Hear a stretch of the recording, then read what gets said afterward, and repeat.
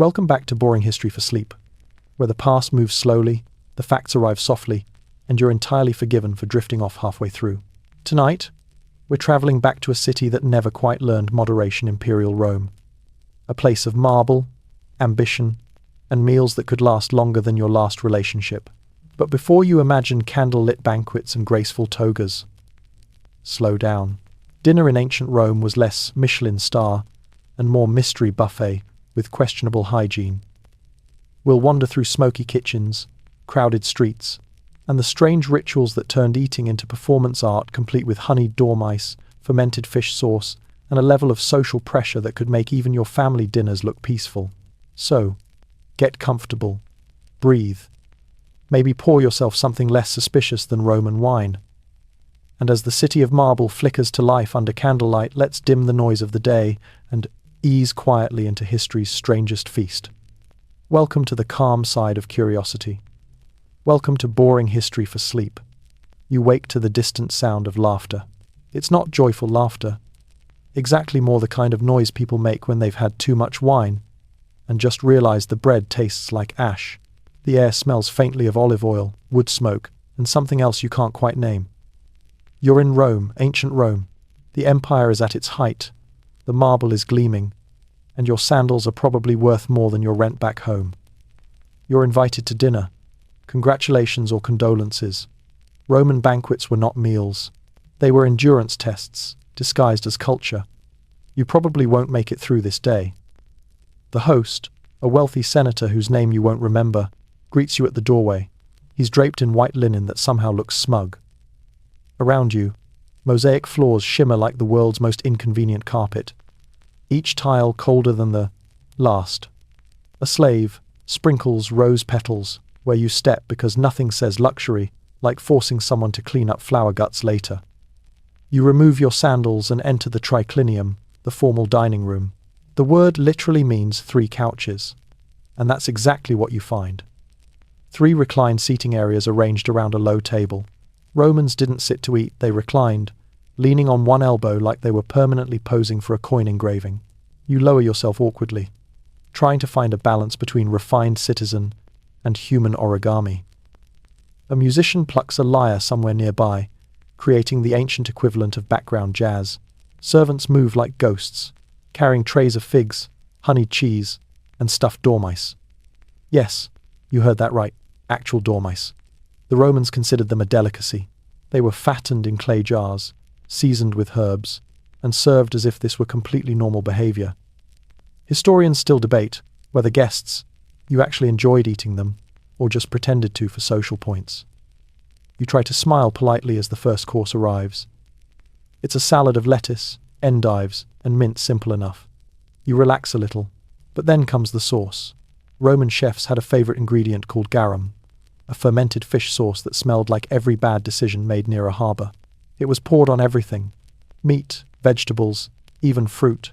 The secret, they said, was letting it rot just right. Your host lifts his cup of wine and toasts Jupiter, the god of basically everything important. You follow suit, though your cup tastes suspiciously watered down. That's on purpose. Romans believed drinking undiluted wine was barbaric. Ironically, this rule was ignored by the same people who thought snails stuffed with pork were fine dining. As the next dish arrives, something involving peacock, it occurs to you that dinner in ancient Rome wasn't about eating. It was about being seen. The feast was theatre, and you're an extra with poor posture. Conversations ripple through the room, gossip about senators, philosophical tangents about fate, maybe a debate about whether cold food can have a soul. No one listens, yet everyone performs. A servant offers you a napkin, but it's not yours. Roman napkins were communal, sometimes shared between guests. You try not to think about it. Hygiene wasn't exactly the empire's strongest subject. There's perfume in the air, sandalwood smoke curling from a bronze burner. It smells expensive enough to hide the scent of fish sauce and ambition. One of your fellow guests, a poet, perhaps, or someone pretending to be one, leans over and whispers about the dessert course. He says it involves honey cakes shaped like birds. They flutter when you cut them, he adds, eyes gleaming. You're not sure if that's a metaphor or a threat. Outside, The Roman night hums softly, torches flicker. Somewhere in the distance, you hear the shuffle of sandals on cobblestone, the murmur of a city that never learned how to sleep. The empire glows with its own kind of insomnia. The host claps his hands. Slaves appear again, clearing the remains of the first course. You wonder how many of them dream of being seated at this table, reclining like the masters they serve. History rarely remembers their names, though they made the empire run literally. Eat, the host insists, smiling. You are in Rome. You nod, spoon trembling slightly as you take another bite. The fish sauce burns faintly at the back of your throat, like a secret you didn't mean to swallow. If you're still awake, congratulations, you've survived the appetizers. Before the next course arrives, perhaps flamingo tongue, perhaps disappointment take a moment. Like, subscribe, and tell me where you're watching from tonight. What time is it where you are? Somewhere out there, the world is quiet, and you're drifting between centuries. Now, let's ease into tonight's journey, deeper into the feast, and further into the heart of Rome's strangest obsession. Eating like gods, while pretending not to notice it's all slowly going bad. You recline a little deeper into the couch, trying to look natural, whatever that means, in a room full of half-drunk philosophers and overly perfumed senators. The cushions are soft, but your spine isn't built for this. You shift your elbow, then your knee, then your soul. Every position feels like a mistake. Across from you, a nobleman named Lucius has already mastered the effortless lean, holding his wine like it's an accessory. You envy him in a mild, sleepy way. A servant refills your cup. The wine this time tastes slightly more expensive, or maybe your standards are dropping. Romans often mix their wine with honey, herbs, or even seawater, because nothing says refined palate like the aftertaste of the Mediterranean. You take another sip anyway. The next course arrives on silver platters. A roasted boar, glazed and glistening, dominates the table. The smell is heavy and sweet. Clove, pepper, and smoke, but beneath it lingers something faintly sour. Garum, again. You start to suspect it's less of an ingredient and more of a national personality trait. The host laughs, his voice booming through the candlelight. This boar was hunted near Ostia, he brags. A fine animal. It died bravely. You're not sure what counts as bravery for a pig, but everyone nods solemnly as if this were a eulogy. Around you, the conversation drifts in the lazy rhythm of half-fed contentment. One guest recites a few lines of Virgil, something about fate and fire. Another counters with a bawdy joke about centurions and fig sellers. The poet beside you smiles thinly, as if his entire life is one long sigh. Rome, he murmurs, is an empire that eats itself, slowly, with excellent seasoning. You don't know whether to laugh or applaud. Historians still debate whether most Romans actually enjoyed these feasts or merely endured them. The social hierarchy was steeply layered, and every dinner invitation was a performance of status. If you reclined closer to the host, you were important. If you reclined near the foot of the couch, you were basically background noise with a spoon. You glance at your spot somewhere near the middle, mediocre in every century. A small troupe of entertainers enters, 2 flute players, a dancing girl, and a juggler who looks like he regrets all his life choices. The music is thin and reedy, echoing off the marble. You wonder if anyone's actually listening. Most guests are too busy licking honey off their fingers or discussing politics in the same tone modern people use for gossip about influencers. Then comes a dish that deserves a moment of silence, or perhaps a moment of fear. It's flamingo tongue. Delicate, rare, absurdly expensive. Supposedly the texture is soft, almost buttery. You can't help thinking, someone, somewhere, decided to eat the one part of the bird that talks the most. The irony is poetic. A senator across the table leans in. Did you know, he says, that the flamingo's tongue is considered a cure for melancholy? You blink. Really? You ask. Or is that just an excuse to kill something pretty? He shrugs. In Rome, those are often the same thing. You chew carefully. It tastes fine. A little salty, a little pointless. Most of ancient cuisine was about displaying wealth, not flavor. Salt itself was a luxury, so much so that soldiers were sometimes paid in it. That's actually where the word salary comes from. A salty paycheck, literally. Outside, the night deepens. The stars above the domed ceiling seem to shimmer through faint smoke from the oil lamps. You can almost hear the hum of the city beyond the distant creak of carts, the whisper of fountains, the muttering of slaves cleaning alleys. Rome never stops moving, even when you do. A servant clears your plate and hands you a warm towel. You try to wipe your fingers discreetly, but the towel smells faintly of vinegar. You decide not to ask why. Hygiene practices here are creative. Public baths were clean enough, but this close to power, things tend to rot faster. Someone begins reciting a myth about Bacchus, the god of wine, who once disguised himself as a traveller and tested mortals' hospitality. The story feels uncomfortably on theme. Your host, meanwhile, is red-faced and glowing with pride or wine. "We dine," he proclaims, "as the gods intended." You glance at the platter of peacock feathers, still trembling from the draught. The gods, you think, might have preferred simplicity. But Rome does nothing halfway. Even its indulgence comes with paperwork and a side of existential dread. A minor philosopher named Marcus raises a finger, clearly preparing to ruin the mood. "And yet," he says slowly, "all this excess is fleeting. We build our temples, feast like emperors, and die before the garum dries." The table falls silent for a beat. Then someone coughs. The host laughs it off, clapping Marcus on the shoulder. "Eat, my friend," he says. "We'll discuss philosophy after dessert." The poet beside you chuckles softly. Philosophy always tastes better after honey cakes. You look around at the flickering light, the silver plates, the impossible luxury of it all. Somewhere between amusement and nausea, you realize you're living through the most expensive stomachache in history. Still, you recline again, elbow aching, eyes half closed. The feast continues. The night stretches, slow and golden.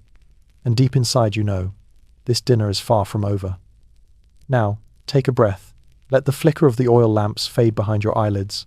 You're not leaving yet, but soon we'll wander further into the Roman night, where the richest men in the world compete not for glory, but for who can burp most elegantly. Ready? Let's drift a little deeper into this endless banquet. You've made it through the main courses alive mostly. Now comes the phase of Roman dining where the line between celebration and slow collapse becomes decorative. The room feels warmer, the laughter slower. The candles sputter in the heavy air, thick with wine vapours and roasted dreams. You shift again on your couch, realizing that reclining and digesting are not compatible human functions. The Romans, apparently, did not care. Your host, flushed with satisfaction and the kind of confidence that comes from having far too much money, announces that it's time for secunda mensa, the second table, or dessert course. You exhale in relief, imagining something light. Maybe fruit, maybe blessed simplicity. But no. The slaves arrive carrying trays of pastries soaked in honey, sweet wine jellies, candied nuts, and plates of what looks suspiciously like more meat, only smaller, sweeter, and somehow even stranger. "Behold," the host declares, "the delights of civilization." One dish catches your eye. It's a stuffed date, filled with crushed pepper, pine nuts, and more garum. Of course, Rome's answer to dessert is still fish sauce, just sneakier this time. You take a polite bite, hoping Jupiter's lightning will strike you first. Historians still debate whether these elaborate feasts reflected genuine culinary innovation or just the culinary equivalent of peacocking. Recipes from the famous Roman cookbook Apicius show a mix of brilliance and madness, things like boiled ostrich with date sauce or brains with wine and lovage. You imagine the ancient chef's motto might have been, "If it moves, we can marinate it." Somewhere near the back, a slave discreetly collects discarded bones and fruit pits. The scrape of pottery on stone is rhythmic, almost hypnotic. You find your gaze drifting toward the shadows, where the household staff stands silently, invisible until needed. They don't recline. They don't eat. They exist on the thin edge between service and survival. The empire feeds on more than food. A senator to your left leans over, clutching his stomach with theatrical despair. "Ah, my friend," he moans, "how can one live with such abundance?" You almost tell him to try being poor. Instead, you nod sympathetically. Romans loved pretending that their excess was a burden. It made them feel moral while still chewing on swan wings. A faintly drunk philosopher at the end of the couch starts quoting Socrates, though he mixes it with bits of gossip. "Know thyself," he slurs. "But also, did you hear what Claudia wore to the games?" Everyone laughs, the sound rolling through the room like soft thunder. There's something comforting about their contradictions, wise and ridiculous, cruel and cultured, drunk and divine.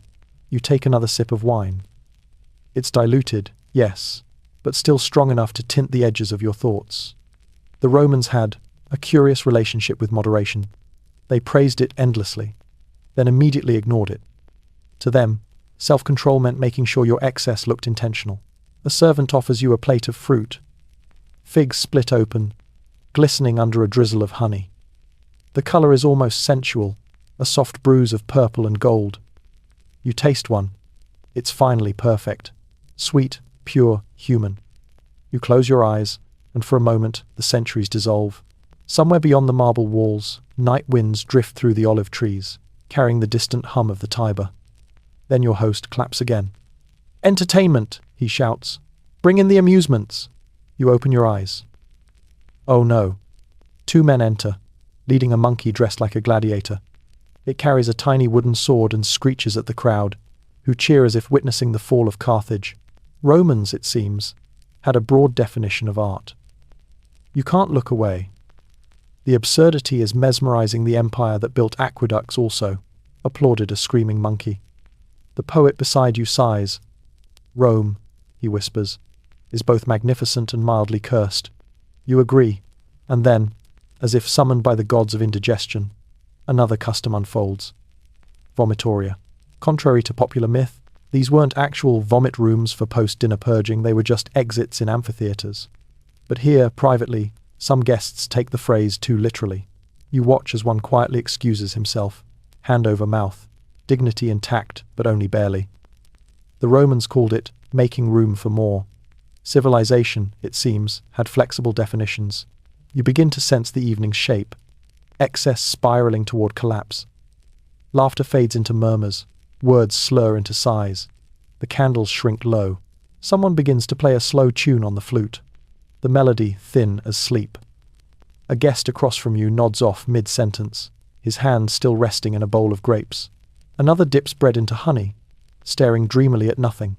The poet writes something invisible in the air with his finger. You wonder what future archaeologists will think when they find the remains of this meal, the shells, the bones, the half-burned lamps. Will they imagine joy? Or just exhaustion gilded with gold leaf? Outside, Rome breathes a living city of tenements, temples, and taverns. Beyond these walls, a baker wakes early, a soldier snores, a slave dreams of freedom. Inside, the elite drift deeper into their own sweet, smoky haze. You lie back, eyes half closed, surrounded by laughter that's already fading into history. Your stomach is full, your mind even fuller. Somewhere between the candlelight and the honey, you realize this isn't a feast. It's a mirror reflecting everything humans have always been. Hungry, proud, fragile, and oddly charming in our chaos. Now rest your eyes for a moment. Let the marble ceiling blur into gold mist. The dinner continues. But you don't have to rush. Rome moves slowly when it's satisfied. Soon, we'll step out into the cool Roman night, where the air smells of smoke and eternity. But for now, stay here a while. Recline with the gods. Try not to spill the wine. You slip out of the triclinium sometime after midnight, or what passes for midnight in Rome, where time bends around candlelight and ego. The marble hall beyond feels cold under your bare feet, the echo of laughter fading behind you like a fever dream. The air is heavy with perfume, garlic, and something faintly metallic. You step carefully, past empty jugs of wine and wilted wreaths of laurel. The empire smells faintly of hangover. You take a breath. It doesn't help. Somewhere behind you, the host is still roaring with joy, demanding one more round of poetry, one more toast to prosperity. The word prosperity seems to echo strangely in this world, half blessing, half curse. Rome prospers like a forest fire. Outside, a servant leads you through a columned courtyard. The night is silver and humid. A small fountain gurgles in the center, its water catching the moonlight. The statues around it stare down with blank marble, calm Venus, Mars, and a third one whose face is so weathered it could be anyone. Even the gods seem tired. You lean against a column and exhale. Somewhere in the distance, you hear the low hum of the city, street vendors still shouting, dogs barking, a drunk trying to reason with the moon. Rome never quite sleeps. It just shifts to a slower heartbeat. The servant, a young man named Gaius, glances at you curiously. "Too much?" he asks quietly, and you laugh. "Too much everything." He nods, like someone who's heard that 1,000 times. You wonder what his life is like when the guests leave, how many candles he scrapes clean, how many floors he scrubs before dawn. The empire is built on hands like his. He offers you a small cup of spiced wine. You take it, grateful for something simple. The flavor is soft, infused with honey and a pinch of pepper. Romans believed pepper was worth its weight in silver, imported from India at immense cost. You sip slowly, realizing that your host has literally consumed wealth tonight.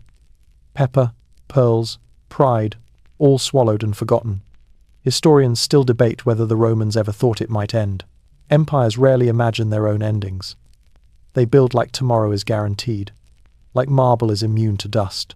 You gaze at the walls around you, at the torchlight flickering over carved stone, and wonder if the future will look back and laugh or yawn. From a nearby room, faint music drifts out, a harp, gentle and slow. A woman's voice hums along, low and tired. You can't understand the words, but the tone feels familiar. That soft melancholy that follows too much joy. The Romans even had a word for this kind of beauty, saudade before saudade. The ache of knowing pleasure can't last. You walk slowly through the courtyard garden. The air smells of crushed herbs and damp soil, potted myrtle, rosemary, and mint line the path, their scent clinging to your skin. You trail a hand through them, feeling the cool dew between your fingers. It's strangely peaceful, no senators, no flamingo tongues, no moral contradictions, just the simple hum of life that keeps existing no matter who's in charge. A rustle nearby makes you glance over. In the shadows, 2 slaves sit by the fountain, whispering quietly. They share a crust of bread between them, laughing softly. Their laughter is cleaner than anything inside the triclinium. You almost want to apologize for existing, but that's a modern reflex. Here, apology doesn't mean much. Power isn't something you feel guilty about, it's something you recline on. One of them catches your eye. For a moment, there's recognition not of status, but of fatigue. You both survive the same night, just from opposite ends of history. You move on, your footsteps echoing softly. The sky above Rome is cloudless, speckled with stars and smoke. You realize how rare darkness is here. The city glows even at night. Torches, hearths, oil lamps, all feeding the illusion that night can be conquered.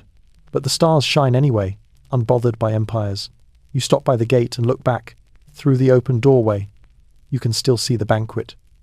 Guests reclining, plates glinting, laughter spilling out like perfume gone sour. It looks beautiful and absurd, the way old paintings look when you know what happens next. There's a saying among Roman philosophers, "Sic transit gloria mundi." Thus passes the glory of the world. You whisper it under your breath, just to feel the weight of it. The servant waits silently beside you. You hand back the cup, and he bows. His eyes meet yours briefly, curious, steady, unresentful. You think about how he will clean the table tonight, how he will scrape bits of honey and bone into clay bowls, how the scent of garum will cling to his hands long after yours are washed clean. The empire endures, but not for him. You step out into the Roman street. The stones are cool beneath your feet, worn smooth by centuries of sandals. A stray dog darts past, chasing shadows. Somewhere, a baker's oven flickers to life. You breathe in the night so full, so old, so strangely human. For all its marble and madness, Rome feels familiar. You realize, with a slow smile, that people haven't changed much. We still dress up our appetites in philosophy. We still perform happiness for others. And we still forget that every feast, no matter how grand, eventually turns to silence. You walk deeper into the night. The air grows cooler, the noise fainter. The city exhales, and you with it. Take another breath. Let it soften you. You're far from home, but somehow, this place, its chaos, its charm, its aftertaste feels like a dream you've had before. Now, as the last echoes of laughter fade behind you, let's wander further into the sleeping streets of Rome where history waits. Quietly between flickering torches and the sound of sandals on stone, you drift into the night, the marble brightness of the villa fading into the softer grey of Rome's streets. The air smells of ash, wet stone, and baked bread, a strange mix of empire and intimacy. The moon hangs low, pale as polished bone, and the city hums beneath it like a living organism digesting itself. Somewhere, a cartwheel creaks. A woman laughs behind a shutter.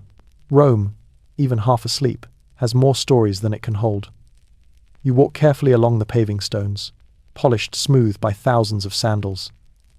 Each step sounds soft, padded, almost rhythmic. The street is narrow, hemmed in by tall buildings that lean slightly forward, as if gossiping about you. You can hear water running through underground pipes, the Roman aqueductus, the veins of civilization. They carry water from miles away, through arches and tunnels, just so people like your dinner host can bathe in perfumed fountains and pretend it's normal. A soft wind tugs at your toga. You're suddenly aware of how, the ridiculous, it feels draped fabric, elegant in theory, but impossible in practice. You hold it tighter and think about how much fabric was needed to make one. Linen and wool spun by unseen hands, hours of labor woven into luxury. Somewhere, another Gaius or Livia worked all day for the fabric that now drags through mud at your feet. Up ahead, a stray cat slinks across the road, vanishing between the shadows. Romans believed cats were symbols of liberty, creatures too proud to be owned. You smile faintly. Even the animals here have better philosophies than most senators. You pass by a small taberna, a late-night tavern with a flickering oil lamp above the doorway. A man inside hums a slow tune, voice deep and tired. Two soldiers sit hunched at a table, their armor dull under the lamplight. They drink in silence. One of them stares at the wall, as if it's about to confess something. You can't help wondering what they've seen today. Another border, another skirmish, the reason to pretend they're fighting for civilization instead of someone's ego. Historians still debate how much ordinary Romans actually believed in the empire's greatness. The monuments say one thing, the graffiti says another. On the walls beside you, scratched words glow faintly in torchlight. Complaints, jokes, even advertisements for gladiator fights. One reads, "Successus the weaver loves Iris, who doesn't care." You smile. 2,000 years later, that line could be any text message at 3 a.m. You stop by a fountain, dipping your hand into the cool water. It feels clean, blessed even. Romans considered running water sacred, an invisible luxury for a city this crowded. The fountain statue depicts a nymph with a cracked nose and one missing arm, but she's still beautiful in the weary way old things are. Someone left an apple beside her base. A quiet offering, maybe, or just a snack. You lean on the fountain's edge, watching your reflection ripple in the water. The moonlight softens everything. For a moment, you look like you belong here, just another restless Roman wandering between indulgence and insomnia. You think about the dinner again, the laughter, the garum, the way people measured worth by appetite, and you wonder, not without irony, whether any of them ever felt full. A door creaks nearby. A woman in a rough tunic steps out, carrying a basket of laundry. She doesn't notice you. Her arms move with the rhythm of habit, wringing out a cloth in the dark. The street lamp catches the steam rising from the basket, turning it golden for a second before it fades. She hums as she works. It's not a song you recognize, but it's soothing, ancient in its repetition. You close your eyes for a moment, listening. The melody doesn't belong to emperors or poets. It's the sound of survival, the kind that never makes it into marble inscriptions. As you move on, the street widens, opening onto a small square. A shrine sits in the corner, dedicated to the lares, the household gods. Two tiny statues guard a bowl of offerings, fruit, bread, and a coin so worn it's barely recognizable. Someone has drawn a fresh line of chalk around the altar, marking it clean from the dust of the world. Rome may be vast, but faith lives here in the corners, the doorways, the tiny acts of keeping the unseen company. You light one of the small oil lamps as you pass, just to leave something behind. The flame flickers gently, catching the curve of your hand, and you whisper a thought, not a prayer. Exactly. but something close. The city sighs around you. A cart clatters somewhere down the road. A dog barks, then quiets. You keep walking. And then, faintly, you hear it. Laughter again. Not noble laughter, not polished or rehearsed, just real laughter, spilling out of a nearby alley where a few workers sit by a dying fire. They're sharing bread and cheap wine, faces glowing with warmth. One strums a lyre missing a string. Another tells, a story so exaggerated even he can't finish it without laughing. You pause, watching from the shadows. They see you, but no one stops. A man nods slightly.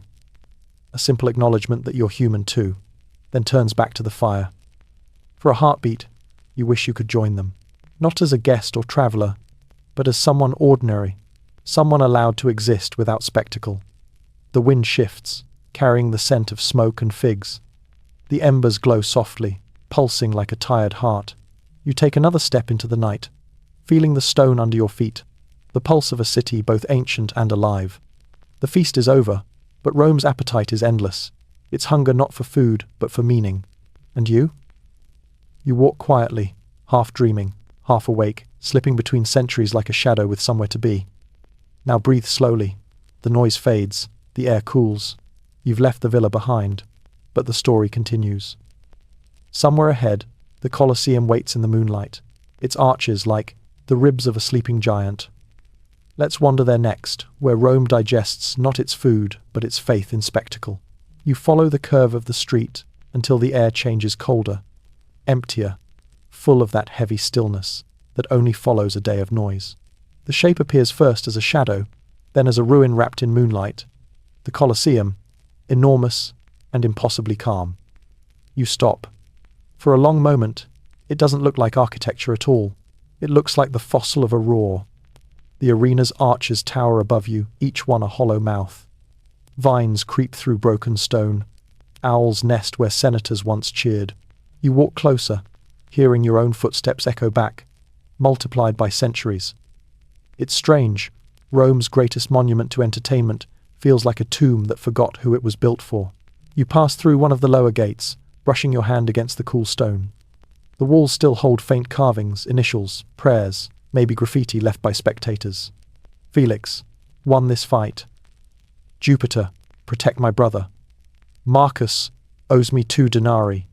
The oldest fan messages in the world, fossilized in limestone. The moon spills into the arena's center, silvering the sand. You imagine it once stained red, but tonight it looks pale, clean, almost kind. A few weeds sway in the wind, the only audience left. You stand where the gladiators once did, trying to feel what they felt, but the silence makes it impossible. You hear only wind and memory. A single raven cries from the top tier, the sound sharp and brief. You think of the thousands who sat here, cheering as men fought, lions leapt, drums pounded. To the Romans, this wasn't cruelty, it was civic theatre, a spectacle of order and chaos. Bread and circuses, as the poet Juvenal said, to keep the citizens happy and distracted. It worked, mostly. Humanity's attention span has always been for sale. Historians still debate how much blood was truly spilled here. Some say the numbers were exaggerated. Others argue that Rome's hunger for spectacle was bottomless. Somewhere, in that truth, lies the uncomfortable familiarity.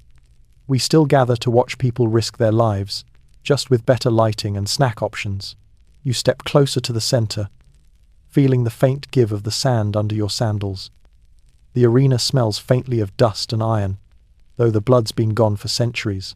You can almost see the ghost of a gate rising, a wooden door pulled open by chains. The murmurs swell. You hear the imaginary crowd in your head, thousands of voices surging into one. The sound is hypnotic, terrifying, divine.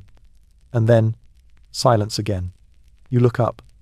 The sky through the ruined arches looks like an ocean turned upside down. The stars drift between the stones. For a heartbeat, it's easy to imagine the gods watching from above, mildly entertained.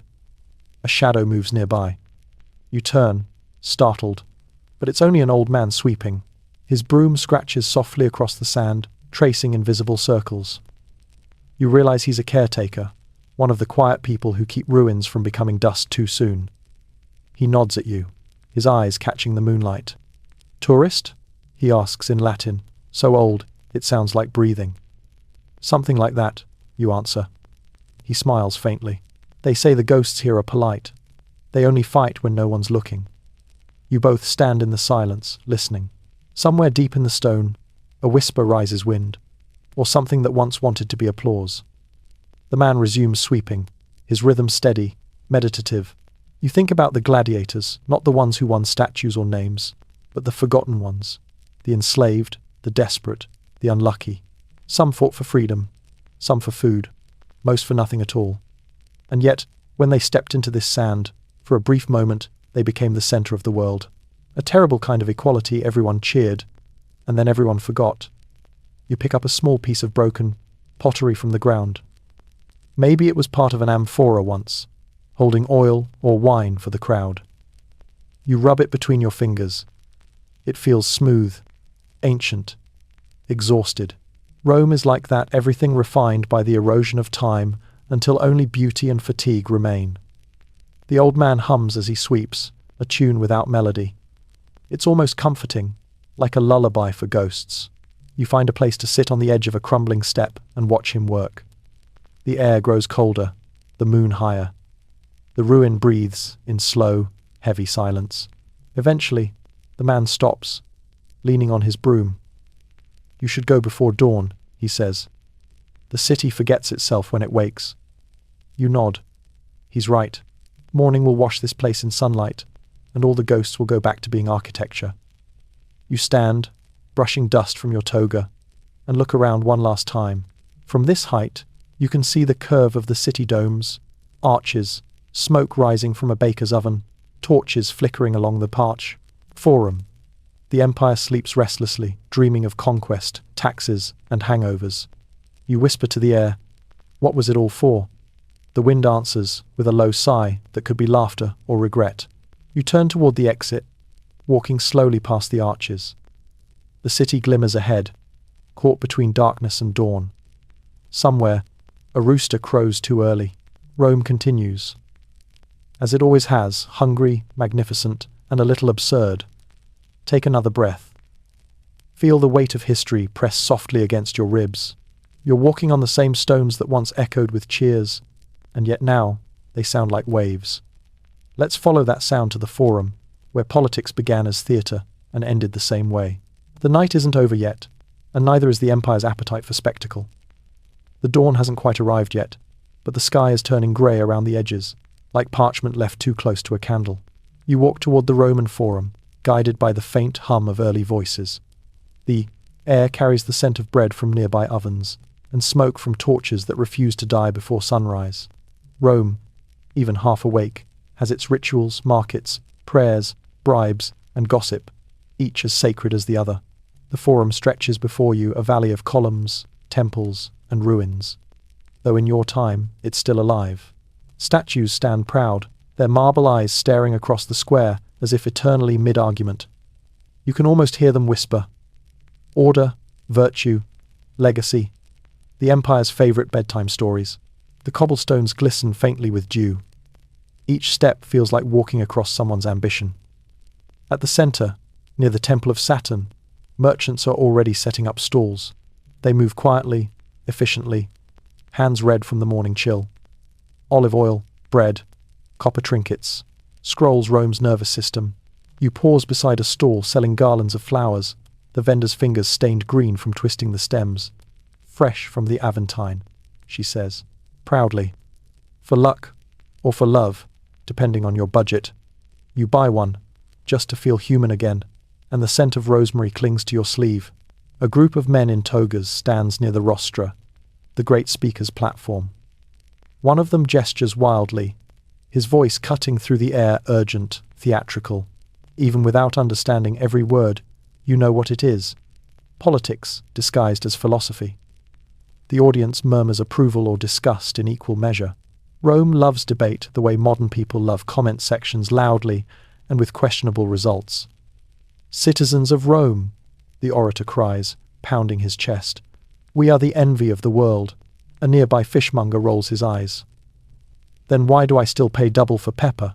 He mutters, and the crowd snickers. The orator glares but continues undeterred, his rhetoric flowing like wine. His words are beautiful, empty, and deeply familiar. You realize with a weary smile that nothing in history ages faster than a speech. Historians still debate what ordinary Romans thought of their leaders. Some believed passionately in the Republic's ideals, others just wanted lower taxes and fresher bread. The truth, as always, probably lies somewhere between cynicism and survival. You wander past the Temple of Castor and Pollux, its 3 columns rising like teeth against the pale sky. Pigeons flutter around them, utterly unimpressed by empire. A pair of soldiers walks by, helmets under their arms, arguing about dice. Somewhere a child laughs, somewhere else, someone curses. The city breathes in layers, holy and profane, serious and absurd, all at once. A beggar sits at the base of a statue, his tunic little more than fabric memory. He calls out softly, not for pity but acknowledgement. You hand him a coin. He examines it, then smiles. "May Fortuna remember you kindly," he says. The words feel older than the city itself. As you move through the crowd, the smell of humanity thickens. Sweat, wool, oil, and optimism. Market criers shout the day's deals. Philosophers argue under archways about whether virtue can survive wealth.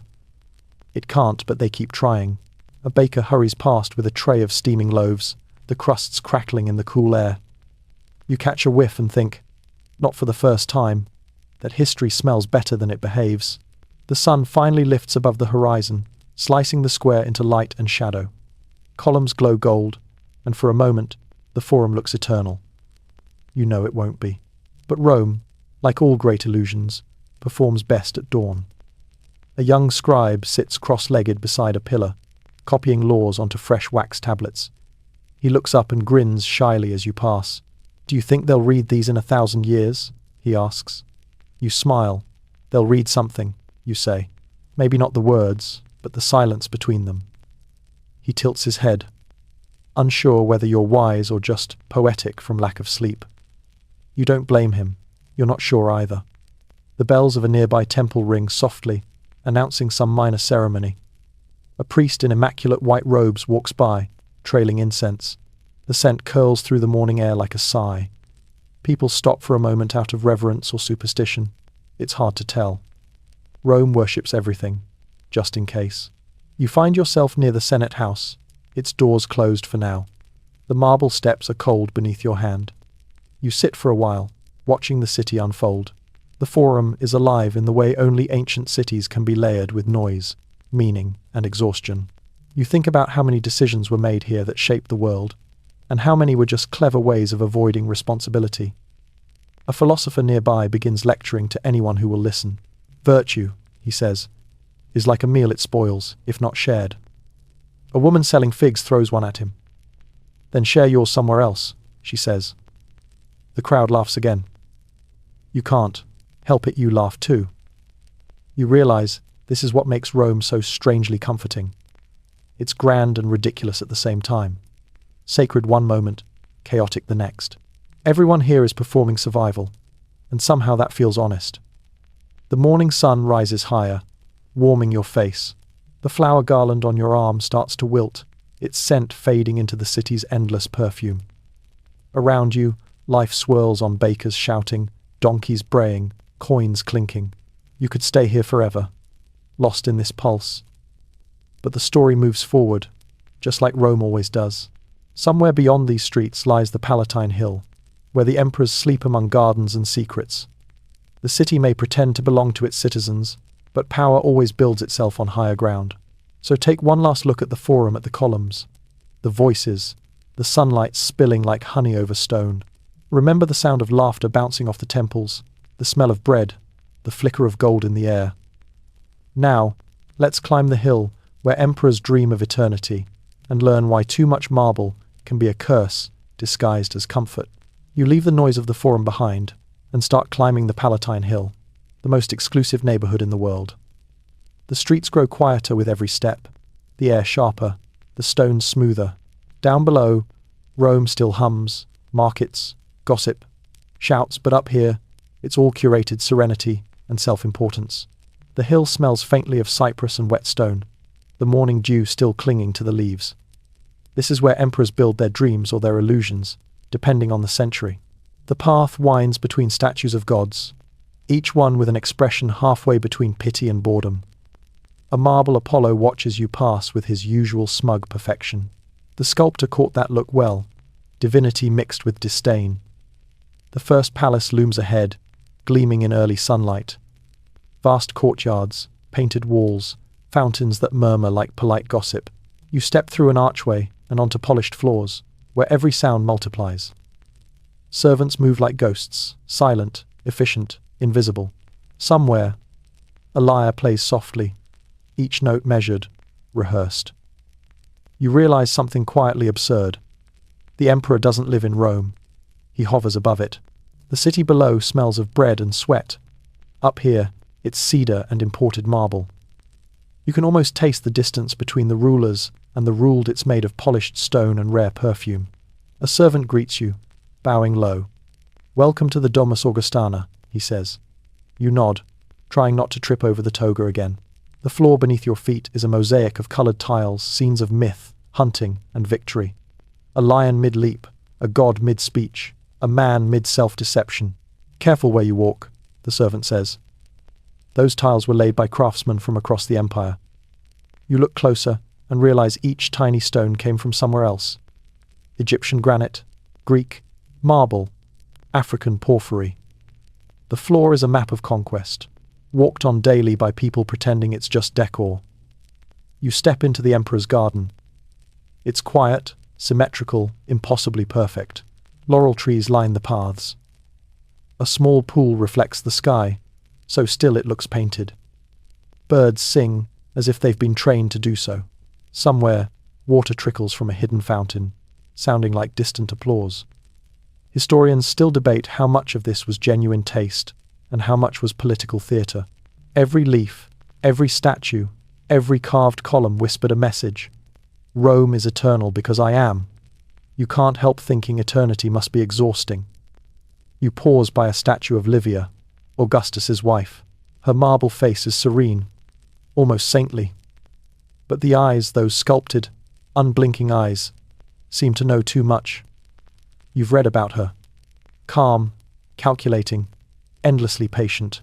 Behind every stable emperor stood someone making sure the dinner guests didn't stab him first.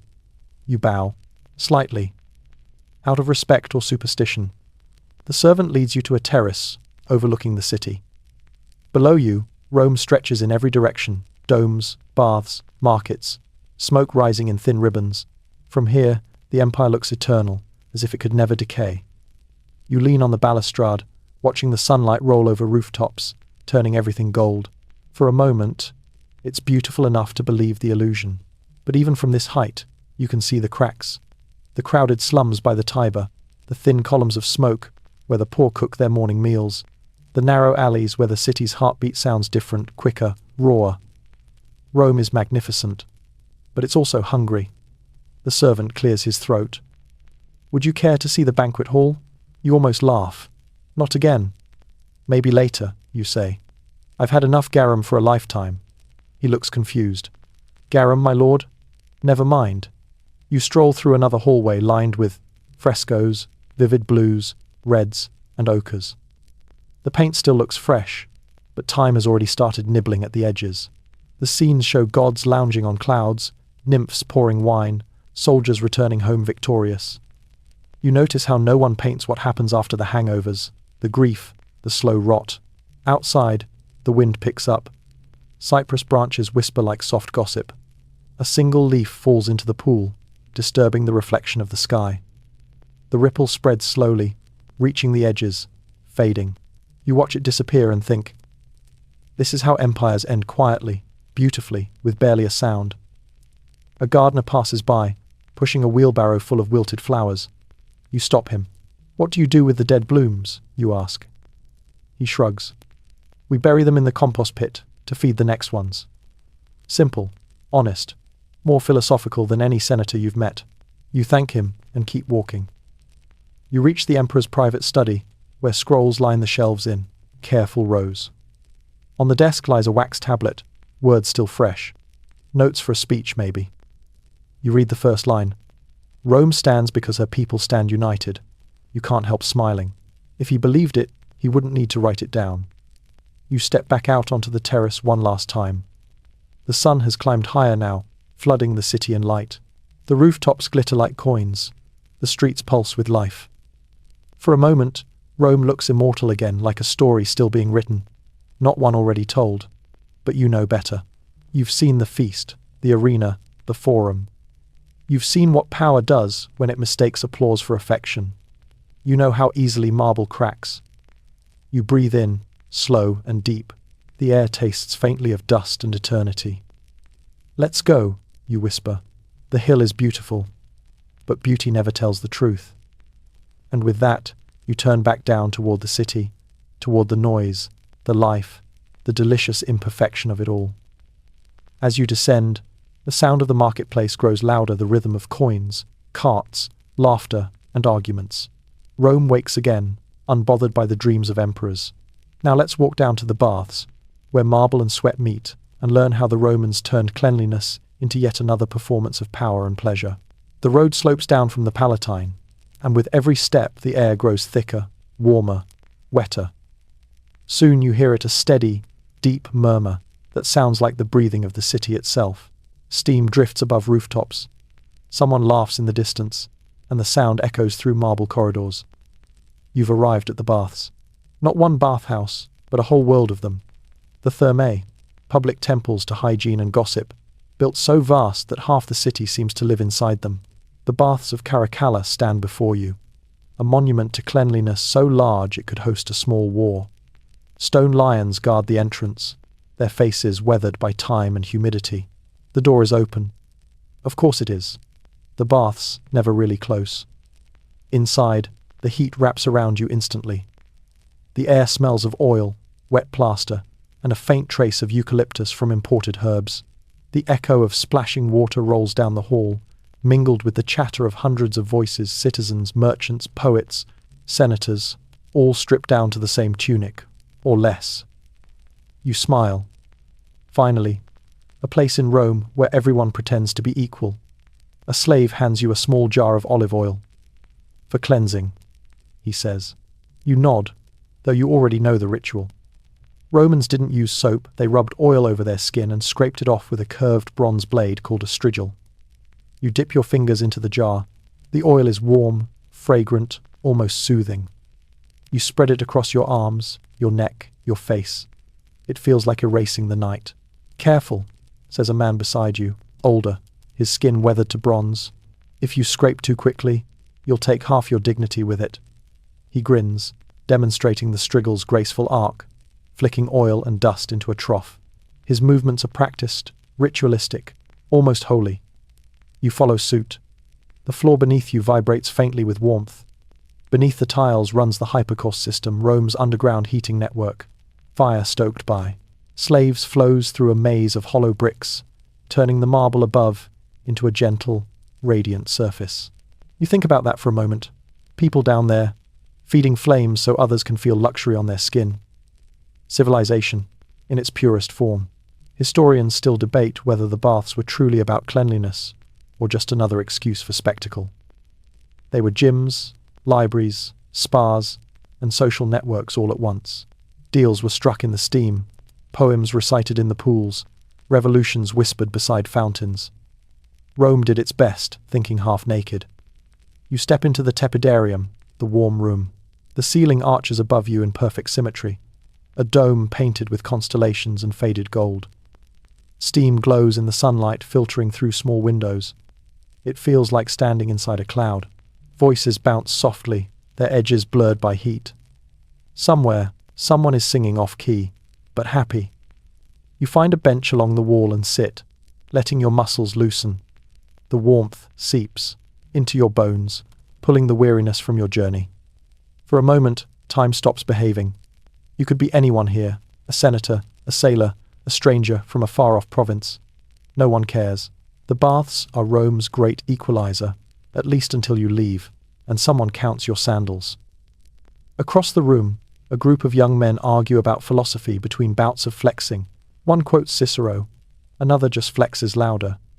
You glance at a mural nearby, depicting the goddess Hygeia pouring water over a reclining figure. Her expression is calm, detached, the divine patron of people who can't relax without supervision. A servant approaches with a bronze pitcher of cold water. "To refresh," he says, pouring it gently over your hands. The contrast sends a shiver up your spine. You thank him, and he smiles faintly. You notice a scar across his wrist, thin, old, almost forgotten.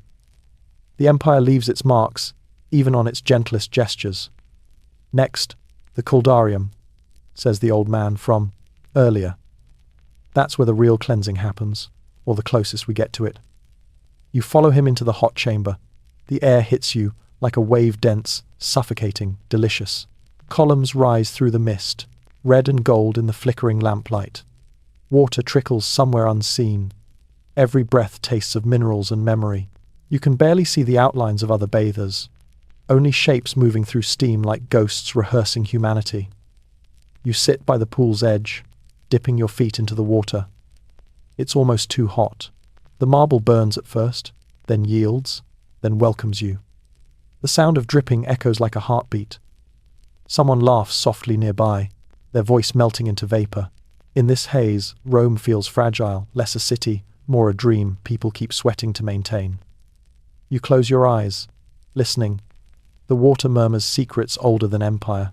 You think of the senators, the slaves, the poets, all sharing the same air, all pretending the steam can wash away history. But it never does. It only softens it. You open your eyes again. The steam curls upward in long, slow ribbons. Light breaks through the skylight above, turning the air into liquid gold. You imagine for a moment the emperor himself, perhaps once sitting right here, pretending to be mortal among his subjects. Maybe he even believed it for an hour. A whisper drifts through the haze. Tempus fugit. Time flies. You smile. Even in leisure, Romans couldn't stop reminding themselves that they were racing towards something they couldn't keep. You rise, body slick with heat, and follow the stream of bathers toward the final chamber, the frigidarium. Cold water waits there, shocking, pure, symbolic. The transition is abrupt, almost violent. You plunge in, and the world contracts into a single heartbeat. Every sense sharpens the smell of marble, the taste of metal, the sound of your own breath. When you surface, the world feels clean again. Quiet. Awake. Around you, people laugh and sigh. A woman wrings out her hair beside a column. A boy dives into the pool, earning a scolding from an attendant. Life continues, simple and vivid. You step out, dripping, the stone cool under your feet. The old man nods at you from across the room.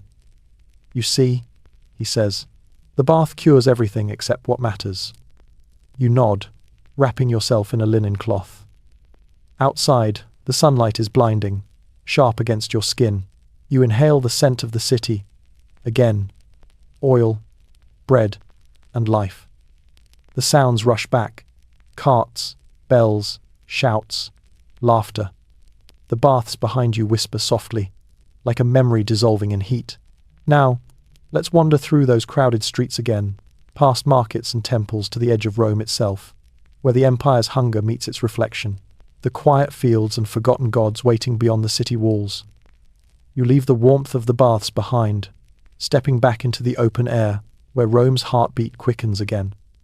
The transition feels like waking from a long, pleasant dream into a world that's louder and heavier. The sun hangs high now, turning the cobblestones white, and the air thick with the smell of clay, sweat, and olives. You pass a line of bathers still arriving, merchants, mothers, old soldiers. Everyone glistens in the heat like bronze statues learning to move. You walk away from the heart of the city, past the clusters of domes and towers, where the streets grow narrower and the voices rougher. This is the Rome that tourists of your imagination don't see, the working lungs of the empire. Laundry hangs between buildings like white banners of surrender. Bakers shout over the hiss of their ovens. Goats pick through piles of wilted greens, while children dart through puddles that have probably existed since the last good emperor. You stop by a stall selling dates and almonds. The vendor, a woman with sunburned cheeks and a missing tooth, offers you a handful with a wink. "Imported," she says proudly. "From Parthia." the sweet taste of conquest. You laugh and buy some, the fruit sticky in your hand. Each bite tastes of dust and ambition. The street slopes upward again, and soon the city thins out.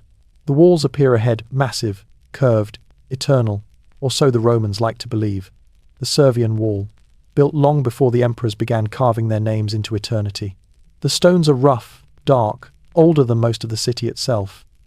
Ivy grows between them, the green veins of something too patient to care about power. Beyond the wall, the land stretches wide and bright.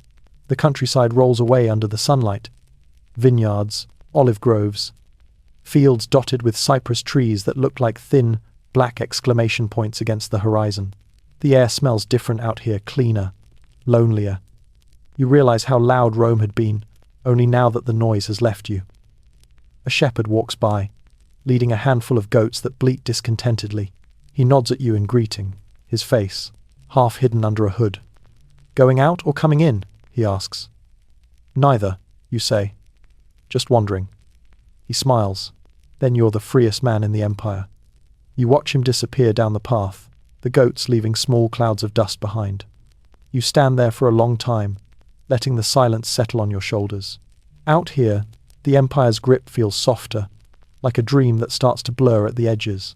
Historians still debate how far Roman control really extended, how much of the world truly belonged to Rome and how much only pretended to. Borders, after all, are just lines agreed upon by people who can afford pens. The further you walk, the less the marble matters. You follow a small path winding along the wall until you find a shrine built into a hollow of stone. A simple altar, weathered by time. The inscription is half faded, the offering bowl cracked, but there are fresh flowers placed neatly at the base. Someone still remembers. You touch the cool stone. Inside the bowl lies a coin, a sprig of rosemary, and what looks like a small piece of bread. Offerings to the lares, competales the spirits who guard crossroads. You realize that Rome, for all its gods, is most faithful to the small ones, the guardians of corners, kitchens, and thresholds. They are the gods that listen, even when Jupiter is too busy endorsing victories. A breeze stirs, warm and dry, carrying with it the faint hum of cicadas. You close your eyes, and the sound seems to stretch endlessly, like time itself. In the distance, a farmer's cart creaks along the road, the oxen moving with a patience learned from centuries. You wave absently as he passes. The farmer nods back, but his eyes are on the city walls. "Too big," he says quietly. "Too proud. Cities die when they forget the soil." You want to tell him that historians will remember him for that sentence alone, but he's already gone. You keep walking until the road begins to slope down into a small grove. Olive trees twist in the sunlight, their bark rough, their leaves shimmering like silver coins. You run your fingers along one trunk and feel the pulse of life under it, slow, ancient, indifferent to empire. Some of these trees were already old when Caesar was a boy. Rome may conquer the world, but the olive tree has conquered time. You sit beneath one, the shade cool against your skin. A lizard scurries over a stone nearby. The air hums with bees. You bite another date from your pocket, the sweetness grounding you. For a moment, it feels like the entire empire has exhaled. You think back to the dinner, the arena, the forum, the baths, all those performances of greatness. And now this, a tree, a field, the quiet honesty of the earth. You realize perhaps that Rome's truest beauty isn't in what it built, but in what it tried to own and never could. Time, silence, simplicity. You lie back, staring through the olive branches at the pale sky. A hawk circles high above, effortless. You can almost hear the city behind you breathing, faint and distant. The wind changes direction, carrying the faintest scent of smoke. Someone's hearth, maybe, or the city's restless heart reminding you it's still there. You smile softly. You've wandered far, but Rome always finds a way to follow. The sun dips lower, shadows stretching long and thin across the ground. The fields glow gold, as if the land itself remembers every story it's ever swallowed. You stand, brushing dust from your clothes, and glance back at the city walls. From here, Rome looks smaller, almost fragile. But you know better. Empires crumble slowly, like sand slipping through fingers. They make noise, even as they fall asleep. Time to head back, you whisper, before the city dreams without me. Now, as you walk toward the fading light, the horizon blushes into dusk. The road ahead glimmers faintly. You're not done yet. There's still one last corner of Rome to visit the temples at, the sunset, where incense rises like questions, and the gods listen with the patience of stone. By the time you return toward the heart of Rome, the day has folded into that soft amber hour when the world feels half awake and half asleep. The streets glow under the last light of the sun. Shadows stretch long across the paving stones. The city exhales in chorus, merchants closing stalls, children chasing the last scraps of daylight, priests lighting lamps in doorways. You walk slowly, letting the rhythm of it all cradle you, like a lullaby made of stone. Ahead, on the rise beyond the Forum, stand the temples ancient and immaculate, their marble faces tinted gold by sunset. You've seen them from afar before. The Temple of Jupiter, Optimus Maximus, the Temple of Vesta with its eternal flame, and smaller shrines tucked between columns like secrets whispered to eternity. Up close, though, they hum.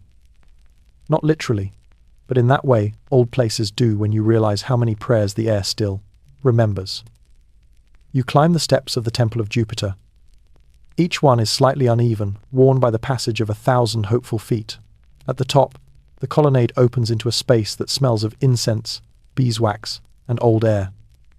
The light inside is dim, honey-colored, drifting between pillars like memory. A priest passes by, barefoot, carrying a brass bowl of burning resin. The smoke curls in lazy spirals, touching your face like a sigh. Offerings end at dusk, he murmurs, not unkindly. I just wanted to see, you say. He nods. Everyone does. He disappears into the shadows, leaving you alone with the murmur of the flame. You walk to the altar. It's smooth from centuries of touch, carved with faint traces of ivy and thunderbolts. A few coins glitter in the light, offerings left by believers or tourists of their own time. You set a single olive leaf beside them. It feels right somehow. And whisper something you don't intend to say out loud. May we learn before we forget again. The fire crackles softly, as if acknowledging the deal. Historians still debate what Romans truly believed in.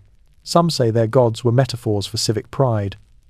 Others insist faith ran deep, just expressed in marble instead of miracles. Maybe both are true. Maybe belief, like empire, survives as long as people keep pretending it's unbreakable. You step back and look around. On the far wall, a mosaic gleams faintly, a storm god hurling lightning across a sea of blue glass tiles. You realize how much of religion here is art, and how much of art is just the human need to make the invisible visible. You can almost hear the whispered prayers of those who once knelt here.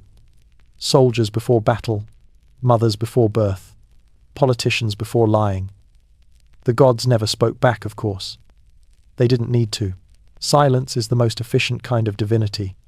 You leave the temple and walk out onto the terrace overlooking the city. Rome spreads below you, drenched in gold and smoke. From up here, the rooftops gleam like coins scattered by a careless god. You watch the sunlight slide over domes, courtyards, and alleys, until finally it reaches the Tiber and turns the river into a ribbon of molten bronze. A soft wind rises from the west, carrying with it the faint scent of burning oil and bread. Bells ring from somewhere down the Forum, a deep, resonant sound that fills the spaces between breaths. You lean on the balustrade and watch as torches flicker to life one by one across the streets. The city is lighting its own stars. A woman stands a few steps away, dressed in simple linen, her hair bound with a strip of wool. She's a Vestal, one of the priestesses who guard the sacred flame of Vesta, the hearth goddess, protector of Rome's heart. Her presence feels like stillness given shape. She notices your gaze and offers a small, polite smile. You're not from here, she says. You shake your head. No, just passing through. She nods, thoughtfully. Then you should know the flame must never die. If it does, Rome falls. Her voice is calm, matter of fact, as if she's describing the weather. You glance toward the Temple of Vesta nearby. Through its open doorway, the eternal fire glows faintly, fragile and alive. The smoke drifts upward, thin and silver, vanishing into the dusk. You ask softly, and if Rome falls anyway? She looks at you for a long moment, her eyes reflecting the fading light. Then the world will build another fire. It always does. You want to thank her, but she's already turning away, her figure dissolving into the glow of the torches. You watch her disappear, feeling something quiet settle in your chest, an ache that isn't sadness, exactly, but recognition. You stand there until the last edge of the sun dips behind the horizon. The sky deepens from gold to violet, then to the soft, endless blue of night. The first stars appear, timid at first, then bold. Below, the streets, fill with lanterns, voices, and the clatter of returning carts. The city changes rhythm again, work to leisure, daylight to dreamlight. You descend the steps slowly, each footfall echoing in the evening hush. The lamps burn low, the marble glows faintly, and the wind carries the faint hum of distant laughter. Rome, the sleepless empire, is slipping into its favorite costume night. At the base of the temple, you find a small fountain. Its water glimmers in the torchlight, rippling gently. You cup some in your hands and sip. It tastes like stone and memory. You wash your face, the coolness startling and pure. When you look up again, the stars have multiplied. The sky above Rome looks impossibly vast, like a reminder that even the greatest empire is just one spark among billions.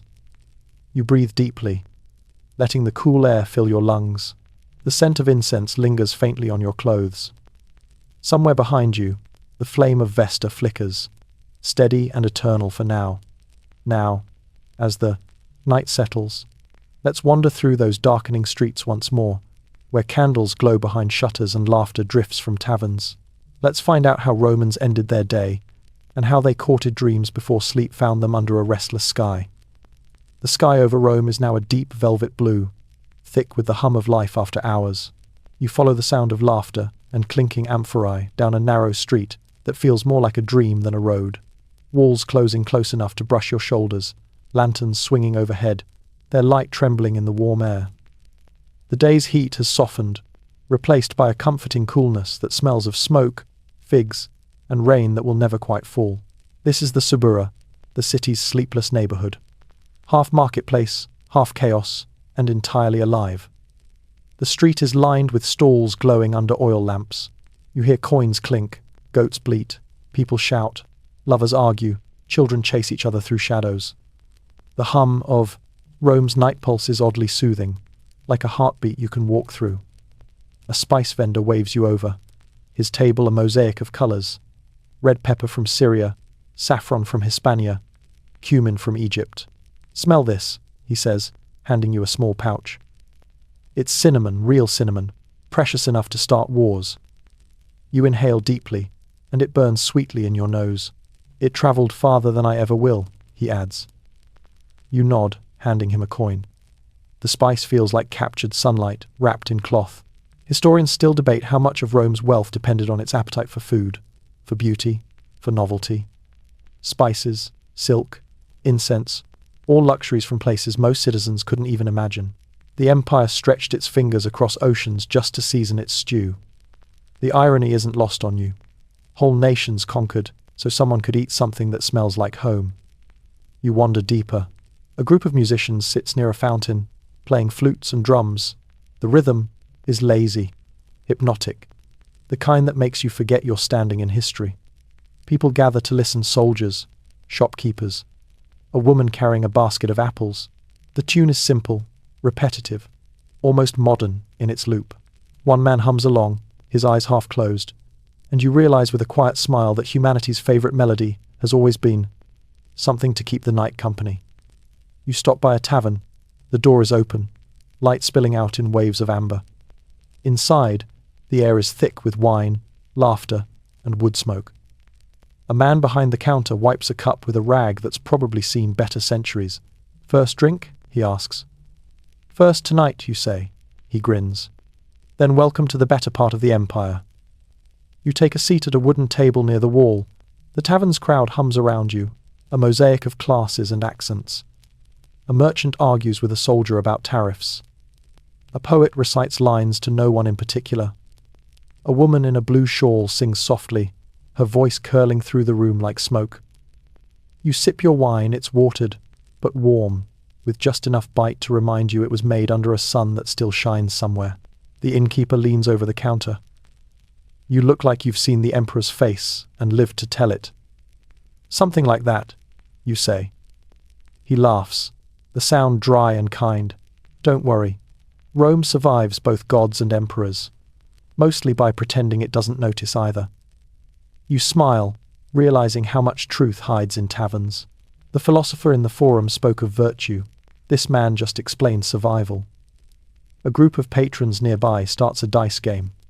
The wooden cubes clatter across the table, each throw followed by curses or cheers. You watch for a while. One man kisses his dice before every throw. Another mutters a prayer to Fortuna. The goddess of luck must be exhausted in this city. Outside, the sound of the night market swells again.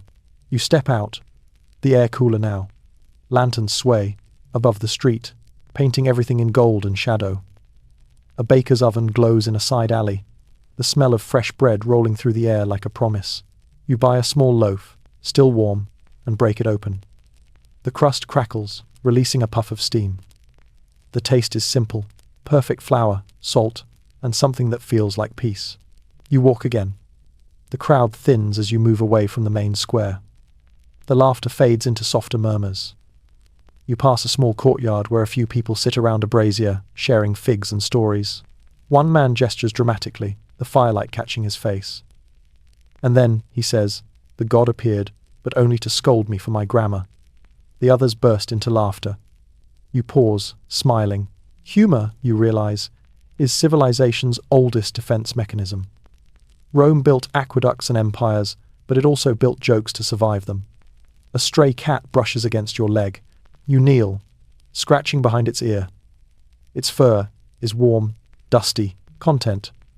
You're part of the empire too, you whisper. The cat yawns as if unimpressed by your diplomacy and trots off into the dark. The hour deepens. Shops close one by one. Lamps dim. The last vendors pack their goods, their faces soft in the lamplight. Somewhere, a distant trumpet sounds the watch change a reminder that even sleep must be regulated in Rome. You find a bench by the fountain and sit. The water reflects the lantern light, shimmering like melted gold. A few coins rest at the bottom, small wishes in a big city. You toss one in, not for luck, but to join the choir of other hopes. It lands with a faint plink that echoes in the quiet air. A breeze moves through the square, carrying the scent of wine, figs, and faint perfume. The sound of sandals fades down the cobblestone street. Above you, the moon glows pale against the dark sky, framed by the skeleton of an unfinished arch. You lean back, eyes half closed, and for a moment, it feels like the city itself is breathing with you, steady, tired, eternal. Somewhere, a door creaks open. Someone hums a lullaby. The melody drifts like smoke through the narrow alleys, low and tender. You realize that even the empire needs its bedtime songs. Take a slow breath. The air feels heavy with warmth and history. The market is gone now. The torch is low. The noise replaced by the whisper of distant rivers. Rome is falling asleep, in its own restless way. Now let's follow the quiet down these darkened streets to the insulae, the crowded apartment blocks where most Romans actually lived.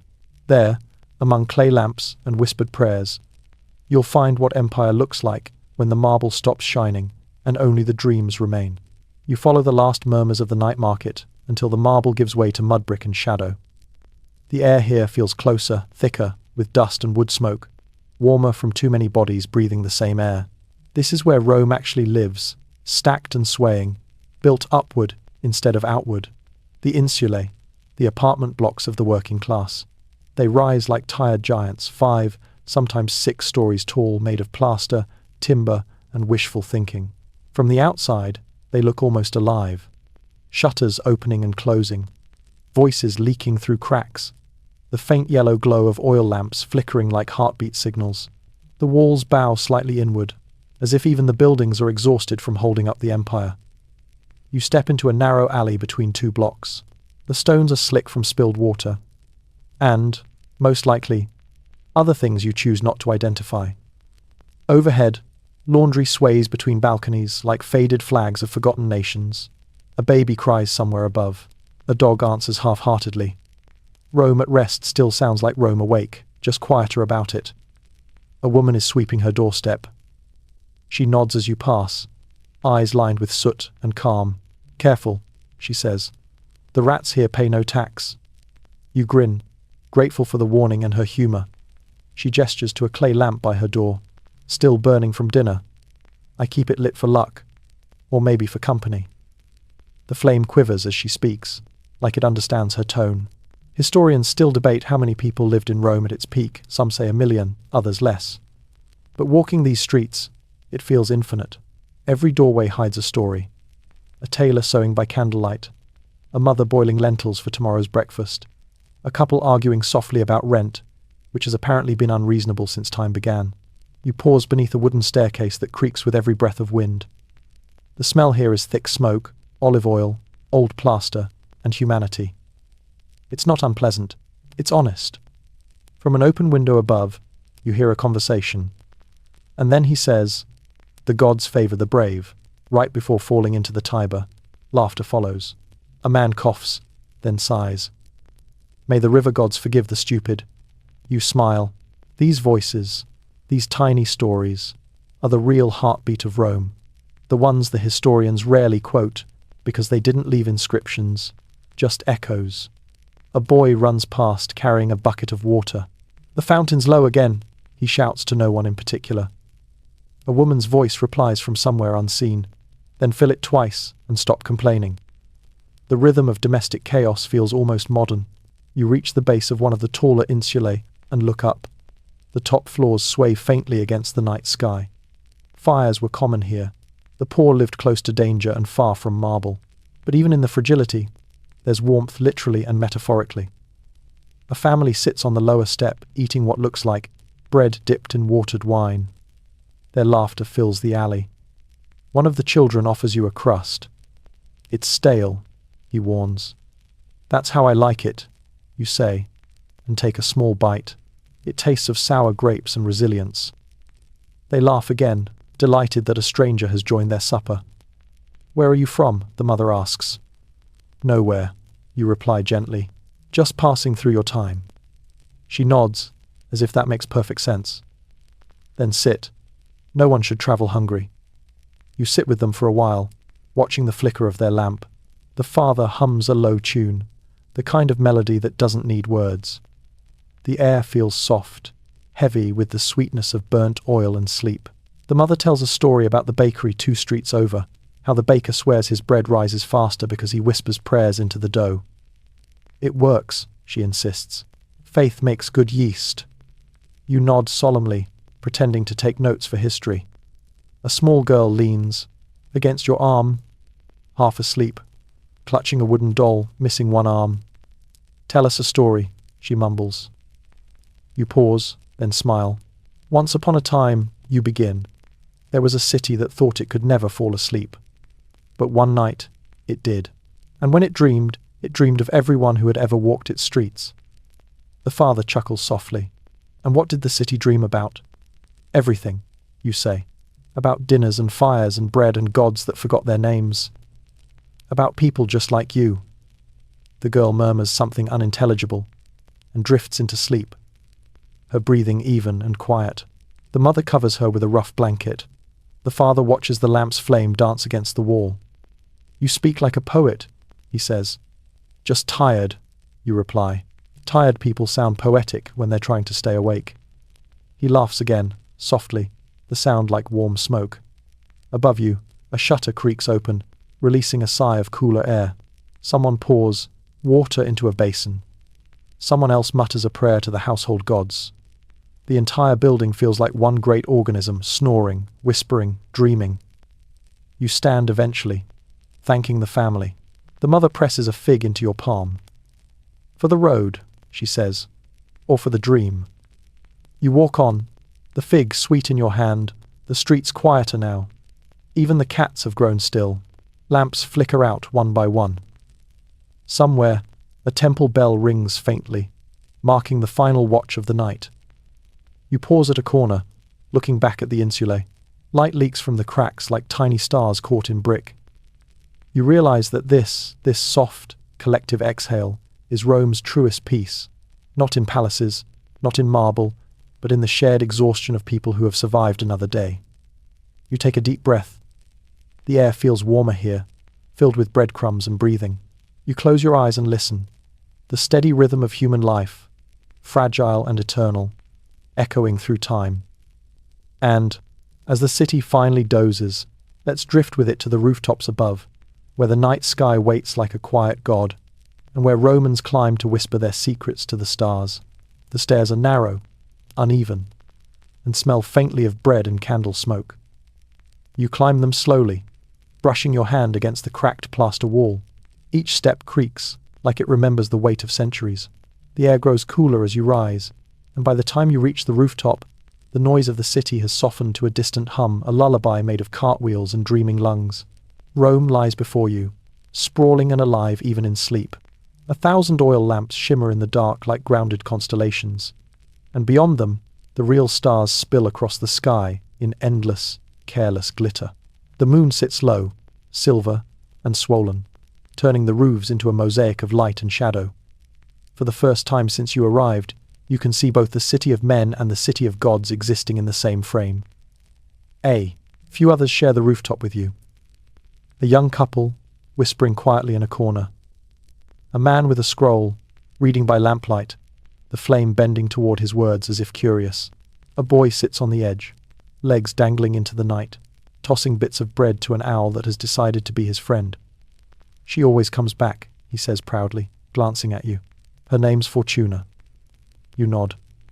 That's a lucky name. He grins. She only likes stale bread. Maybe that's the trick. The owl blinks slowly, unimpressed, and continues to eat. You settle near the edge of the roof, resting your back against a chimney. The tile beneath you is still warm from the day's sun. Below, Rome breathes in layers, streets sighing, rivers murmuring, voices fading into dreams. You take a long breath and exhale with the city. For once, you match its rhythm. You glance toward the horizon where the Colosseum glows faintly under moonlight, its arches soft as memories. The Forum lies dark, except for one stubborn torch that refuses to die. The Palatine Hill gleams faintly, its marble sleeping under the stars like a god pretending to be mortal. Historians still debate what Romans thought of the stars. To some, they were gods. To others, fate written in fire. Astrologers charted destinies. Emperors blamed comets for bad omens. Lovers made promises under the same constellations that will outlive all of them. Maybe it doesn't matter. Maybe the stars have always been mirrors reflecting whatever hope or fear you bring to them. A woman nearby hums softly, her voice weaving through the night air. The tune is old, maybe older than Latin itself. She's kneading dough under a cloth, working by feel, not sight. It has to rise overnight, she says without looking up. The bread sleeps while we don't. You smile. Seems fair. She glances up and grins. Not really. The bread wakes better than I do. You both laugh quietly, careful not to disturb the others. The owl hoots once, approvingly. From somewhere below, a burst of laughter rises a tavern that still refuses to close. A flute joins in, off-key and cheerful. Someone sings a song about sailors and bad wine. The sound drifts up like incense, carried on warm air. For a city so proud of its seriousness, Rome knows how to laugh at itself after dark. A breeze moves through the rooftop, ruffling the drying laundry strung across the lines. A tunic flutters beside you, ghost-like. You can smell the faint sweetness of soap made from olive oil and ash. Ordinary things, laundry, bread, laughter, feel sacred when they survive time. You lie back, staring at the stars. The Milky Way spills overhead in a soft, smoky band. You imagine Roman astronomers standing here centuries ago, trying to map the heavens with strings and guesses. Some believed the stars were holes in a dark dome through which divine light escaped. Others thought they were eternal fires, proof that the gods were real and patient. You find yourself wondering if anyone has ever been right about the sky. The boy with the owl stands up and points. That one, he says, is Mars, the red god. My father says, when it shines, soldiers don't sleep. It's bright tonight, you say. He nods. Then a lot of people will dream of fighting. He shrugs, too young to find that tragic. You watch the red star shimmer over the rooftops. It feels both far away and painfully close. Rome's fate is written in it. Perhaps, or maybe it's just another dot of burning gas. The truth doesn't matter. People always need something to look up to when everything else is falling apart. The woman finishes kneading her dough and covers it with a cloth. Tomorrow, she says, it will rise again. She stretches, yawns, and glances at the city. It always does, doesn't it? You nod, though you're not sure whether she means the bread or Rome itself. A shooting star cuts across the horizon, silent and brief. Someone gasps softly. The boy claps once, delighted. You feel the old reflex rise to make a wish, but you stop. Rome has already wished enough for one eternity. The wind shifts again, cooler now. A dog barks in the distance. The woman gathers her things, the boy curls up beside the chimney, and the owl flutters to a higher ledge. You remain where you are, eyes fixed on the sky. The stars shimmer, the rooftops whisper, and the city dreams beneath you, enormous and tender. Historians will one day write about emperors, battles, architecture, but not this. Not the warm roof tiles. Not the smell of baking bread drifting through the night. Not the small sound of someone sighing in their sleep. Those details, too small to archive, are the ones that make a civilization human. You close your eyes, letting the night settle inside you. The empire feels different from up here, less like a machine and more like a pulse. You realize you're no longer just visiting. You're part of the rhythm now, breathing in time with an ancient world that never truly ends. And as sleep finally begins to pull at your thoughts, you hear one last sound, the quiet ripple of the Tiber below, winding through the darkness like a thought that refuses to stop. Rest now. The city has learned how. But before we drift entirely into silence, let's listen one last time to the morning that waits beyond the rooftops, when Rome wakes again, pretending it was never tired at all. The first sound is water. The Tiber stirs before anything else does, rolling under the pale light of dawn like a heavy thought. Then come the faint clatters, the carts, the shutters, the sleepy curses of merchants starting another day. Rome, like a giant animal, exhales and stretches, pretending it hadn't been dreaming. From the rooftop, the city looks different now.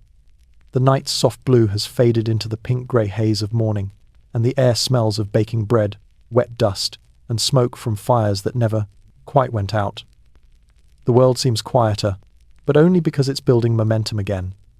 You stand, shaking the dew from your clothes. Below you, 1,000 lives resume their ancient choreography. The baker opens his door, a gust of warmth spilling onto the street. 2 children chase each other with sticks.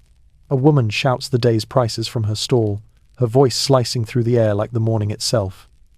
Somewhere, a priest chants the first prayer of the day to whichever god happens to be listening. You descend the stairwell slowly. The steps are damp from the night, your sandals sticking slightly with each motion. You can still hear the faint hoot of the owl behind you, saying goodbye in its own secret language. By the time you reach the alley, the city has already shifted from dream to duty. The world smells of movement. A man passes with a donkey cart full of amphorae, muttering something about late deliveries. Another sweeps the street with a bundle of reeds tied. Together, his strokes rhythmic and unhurried. A group of soldiers walks past, yawning, armor catching the light in flashes. They look less like defenders of empire and more like people who stayed out too late. Historians still debate how Rome managed to function, how a city this enormous, this chaotic, didn't collapse under its own noise. The answer, you realize as you watch the streets unfold, is that it did collapse, constantly. 1,000 small disasters every day. Floods, fires, thefts, arguments, and yet somehow, always, breakfast. Rome fell and rose again with every sunrise. That was its secret. You find yourself in the Forum once more, the marble washed pale by dawn. The statues stand quietly, their faces smoother in this light. Even the gods look tired before breakfast. A few merchants are setting up their stalls, and the first customers shuffle in, rubbing sleep from their eyes. At the far end, near the Temple of Castor and Pollux, a man is washing the marble steps with a bucket of water. He nods to you. "Another day," he says simply, and you nod back. There's something comforting in the repetition. You sit on a stone bench near the edge of the square. The light spreads slowly, gold creeping over the temples, catching the dust in the air. The sound of sandals on stone becomes steady, hundreds of feet moving at once, carrying bread, scrolls, gossip, and worry. All the little currencies of existence. A group of children run past, laughing, their tunics half-tied, carrying sticks they pretend are swords. One of them stops and looks at you. "Are you a senator?" he asks, squinting. "Only in my worst dreams," you reply. He grins. "Then you're lucky." He runs off before you can ask what he means. The city continues to awaken, and with it, all the contradictions that make it real. A philosopher shouts about justice, while a pickpocket slips through the crowd. A woman prays beside a shrine to Mercury, the god of thieves. Two men argue about taxes, both of them wrong. You smile, realizing how alive imperfection makes everything. A bread vendor passes by, his basket steaming. You buy a small loaf, tearing it open. The crust is crisp, the inside soft and warm. It's astonishing how comforting something so ordinary can be. You sit there chewing, watching Rome repeat its miracles. The sun finally crests the horizon. The marble glows almost white now, and for a moment, the entire city seems to shimmer. It's the kind of light that forgives everything, the greed, the violence, the absurdity, and reminds you why humanity keeps trying anyway. You take another bite of bread and watch a flock of pigeons swirl above the temple roofs, their wings catching the sun. The sound they make is soft, fluttering, eternal. A woman nearby sells flowers, her stall freshly arranged with violets and laurel. You buy one sprig and tuck it behind your ear. "For luck," she says. "Or for memory," you reply. She smiles. "Same thing." To walk through the streets again, slower this time, savoring the small awakenings. A curtain drawn open, a laugh carried through a window, the smell of garlic and olive oil as breakfast starts in earnest. The city is shaking off its dreams, and you, somehow, are part of the process. At a crossroads, you stop. The sunlight hits the wall beside you, and you notice a faint piece of graffiti scratched into the plaster. "We were here. We loved. The rest was noise." You trace the words with your finger. They feel new and ancient at the same time. The noise grows again, the day beginning. Unstoppable. Somewhere a hammer strikes, somewhere else a baby cries. Rome lives, loudly and beautifully, as if it will never end. You take one last deep breath. The scent of baking bread, smoke, and sunlight fills your lungs. You close your eyes and whisper, "All right, let's keep going." Now, let's follow the sound of footsteps beyond the forum to the riverbanks, where the water remembers everything, even what history forgets. There, in the morning mist, Rome will show you her quietest truth. The streets lead you downhill, toward the murmur that has whispered through every scene you've lived here, the Tiber, Rome's slow and steady witness. You follow its sound through arches and market lanes until the air cools and the smell of wet stone thickens. The noise of the city fades behind you, replaced by the rhythmic hush of water touching the banks. The Tiber moves like thought, not hurried, not still, but endlessly working. In the dawn light, it shines the color of old bronze. Fishermen stand knee-deep at the edge, their nets trailing ripples that stretch toward the far shore. Across the water, the first sunlight brushes the bridge, making the arches glow like soft fire. You step closer. The embankment is lined with rough stone steps that glisten with dew. A man sits halfway down, mending his net, humming quietly to himself. He looks up as you approach. "Careful," he says. The stones remember every fall. You smile and sit a few steps above him. "You fish every morning?" "Every day the gods forget to stop me," he replies. "The river's kind if you listen to her moods." He casts the net, the movement slow, practiced, patient. The air smells faintly of algae and clay, but beneath that, there's something cleaner water that has outlived empires. You watch the ripples spread, each one carrying fragments of color and light. "Do you ever wonder," you ask, "what this river's seen?" The fisherman laughs softly. "Everything that thinks it's new." He's right, of course. The Tiber has carried the same stories for centuries, legions crossing to conquer, lovers meeting under bridges, slaves escaping, children floating paper boats made of their father's tax receipts. The river holds no grudges. It just keeps moving, washing the gold and grime together until they're indistinguishable. Historians still debate whether the Tiber's floods were curse or blessing. Every few years, it would rise and swallow the lower city, sweeping through homes and temples alike. A temperamental god, some called it, but others swore the floods renewed the soil and reminded Rome that even marble kneels to nature.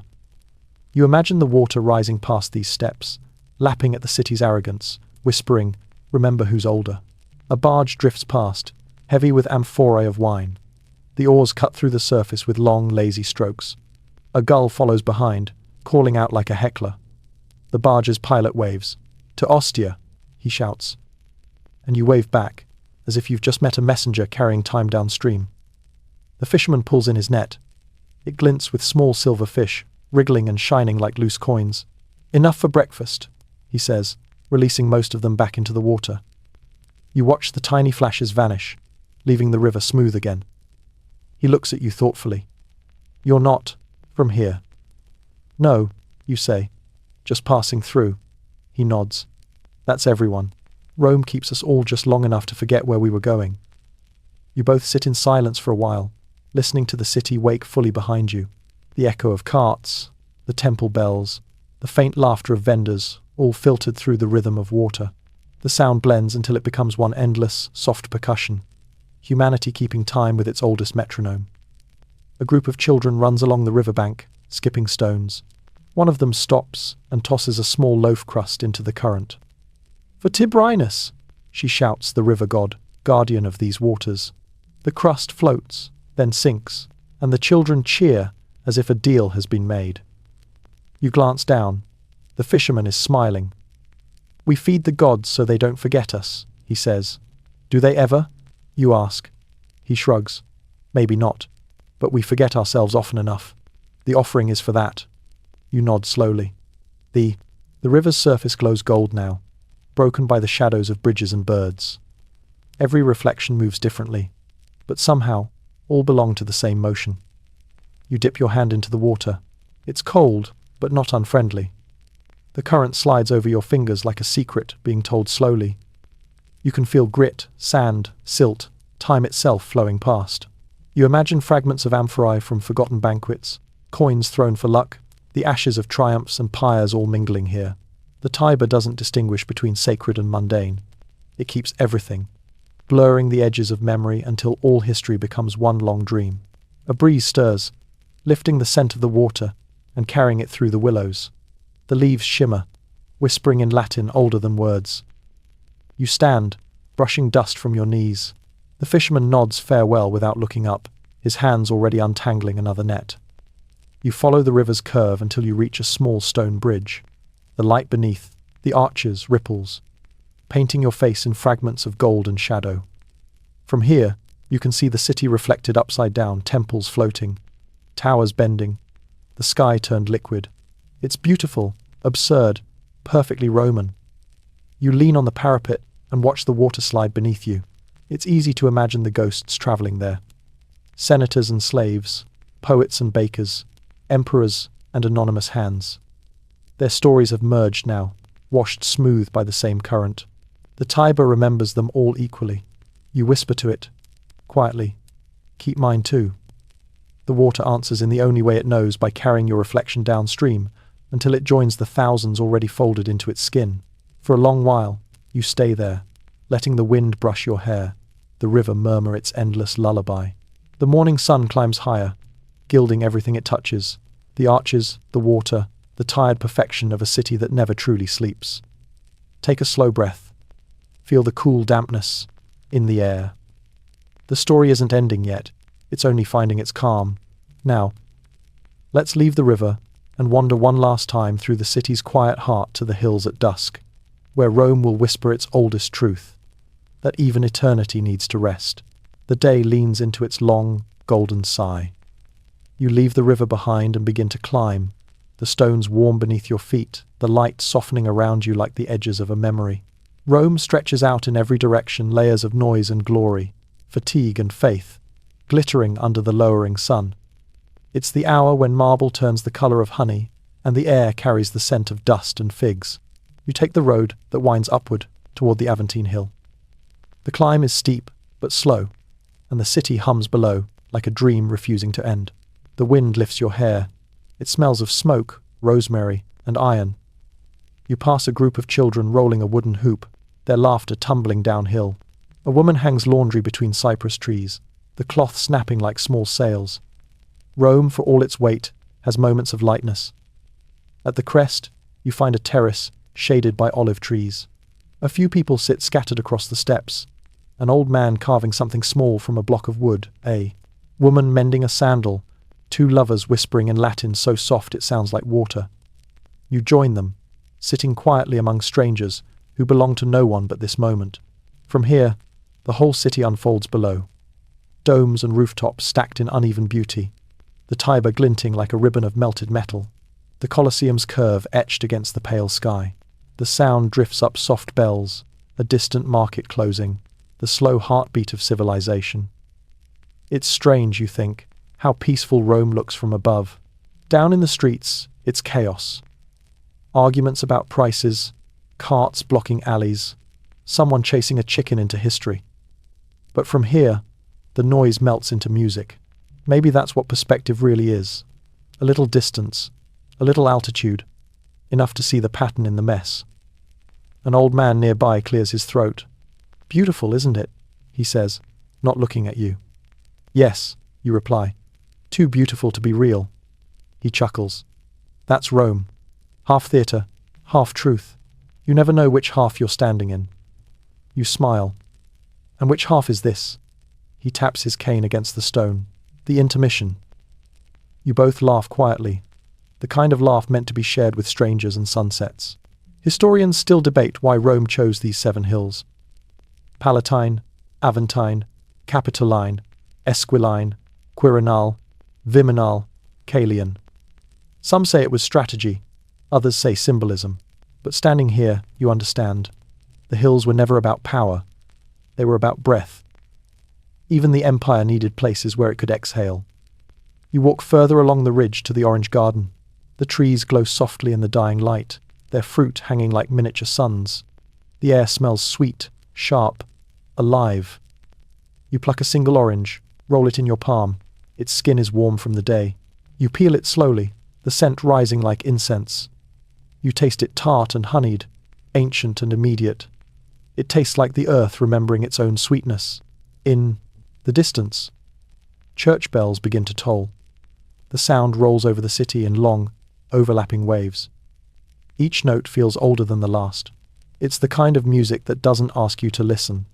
It just happens, like breathing. You walk to the edge of the terrace. Below you, the city glows in the sunset temples, taverns, courtyards, and ruins all wrapped in the same amber light. Smoke curls from chimneys, and somewhere, faintly, someone is playing a lyre. The melody drifts upward, blending with the bells. For a moment, the whole city feels synchronized, like every sound and heartbeat belongs to the same rhythm. A small dog appears beside you, tail wagging, eyes bright. You crouch and scratch behind its ear. "Who do you belong to?" you ask. The dog yawns. "Everyone," its silence says.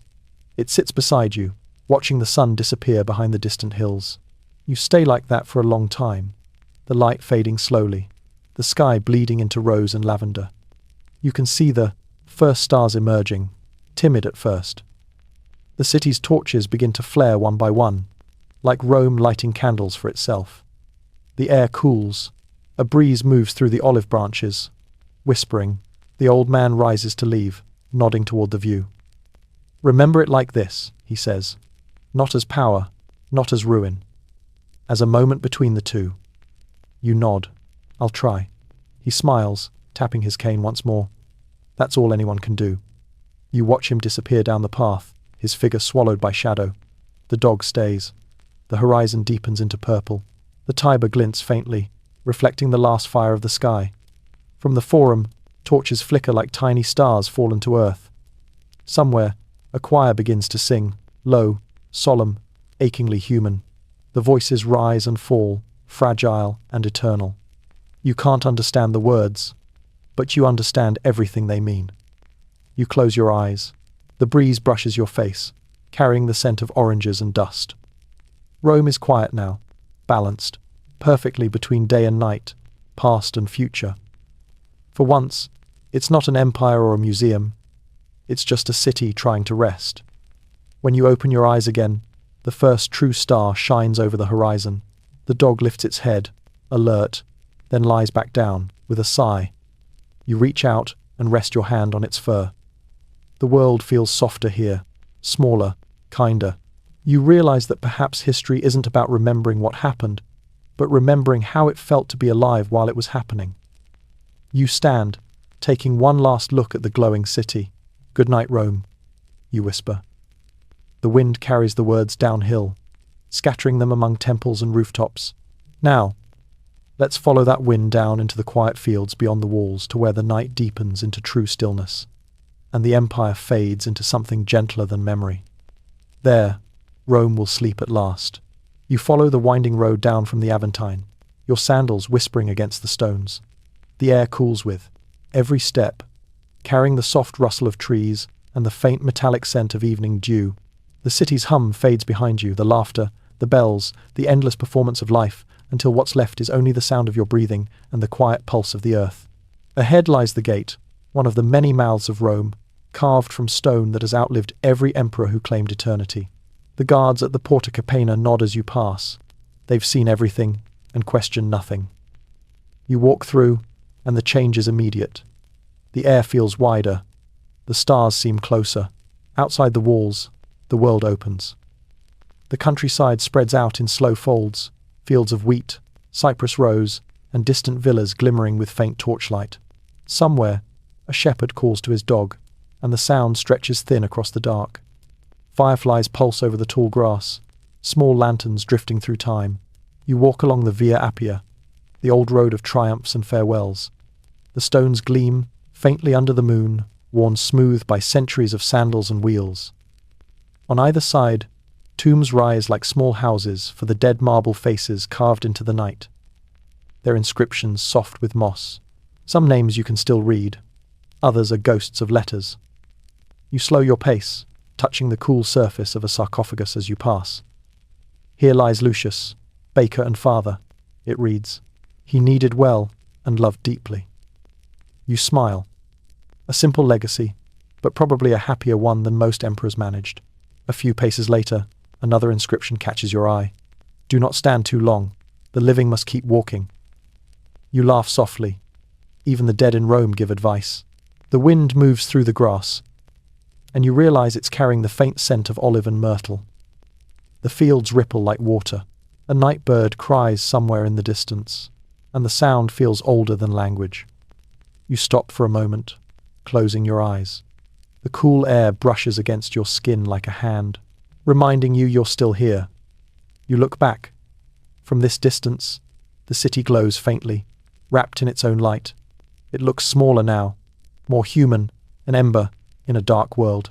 You can just make out the silhouette of the Colosseum, the curve of the Palatine, the thin line of smoke from hearths still burning. Rome is sleeping, and for the first time, it looks peaceful. Historians still debate how the Romans thought about death. Some say they feared it, others that they simply folded it into their routine. Judging by this road, they made peace with it through architecture. Tombs line the highway like milestones, reminders that the journey never really stops. It just changes direction.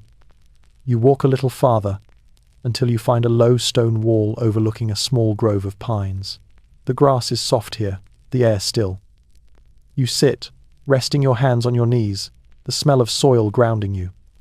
Above, the constellations shimmer, the same ones painted on palace ceilings, the same ones whispered over by lovers in the Subra, the same ones the river reflects when it's calm enough to dream. For a long time, nothing happens, and that's the beauty of it. A fox crosses the road below, sleek and silent. You watch it move through the moonlight, unbothered by the ghosts and gods that haunt these stones. The fox pauses, looks toward you, then disappears into the grass. You think about how it will outlive every statue, how its small, quiet life might be the truest kind of eternity. You lie back, staring up at the sky. The stones beneath you are warm from the day's sun. The The stars above you are cold and distant. Between them, you exist briefly, humbly, beautifully. You imagine the city breathing behind you, and for the first time, you feel no urge to return. The noise, the marble, the theatre of survival, it all seems softer now, like part of a story that knows how to end. Somewhere, a distant bell tolls once. The sound travels slowly, fading across the fields. It feels less like a warning and more like a heartbeat that's learned to rest. You exhale. The air leaves your lungs like the closing of a chapter. Rome, you whisper. Sleep well, the breeze answers, bending the tall grass in waves. You stay there a while longer, the line between night and dawn blurring. The moon begins to sink, the stars paling at the edges. The earth smells of dust and sweetness. For a moment, the world feels empty in the best possible way, like it's making room for something new. You think of the family in the insula, the fisherman by the Tiber, the poet at the feast, the woman guarding the flame. Every face flickers behind your eyes, blending into one quiet truth. History isn't marble or empire, it's people trying to live without forgetting how to feel. You close your eyes and listen. Somewhere, far off, a rooster calls. The first hint of light brushes the horizon, painting the sky with silver. Rome will wake soon, and so will you. But for now, stay here. In the stillness, just a little longer. Let the fields hold you. Let the stars fade gently. Let the silence do what history never can: keep you safe, without needing to be remembered. Now, let's follow that first breath of dawn back toward the city, where light will strike the marble once more, and the endless cycle of waking begins again. The dawn returns quietly, the way Rome prefers, without spectacle, without apology. You rise from the grass, brushing dew from your hands. The air smells of earth and smoke, the faint sweetness of crushed herbs clinging to your clothes.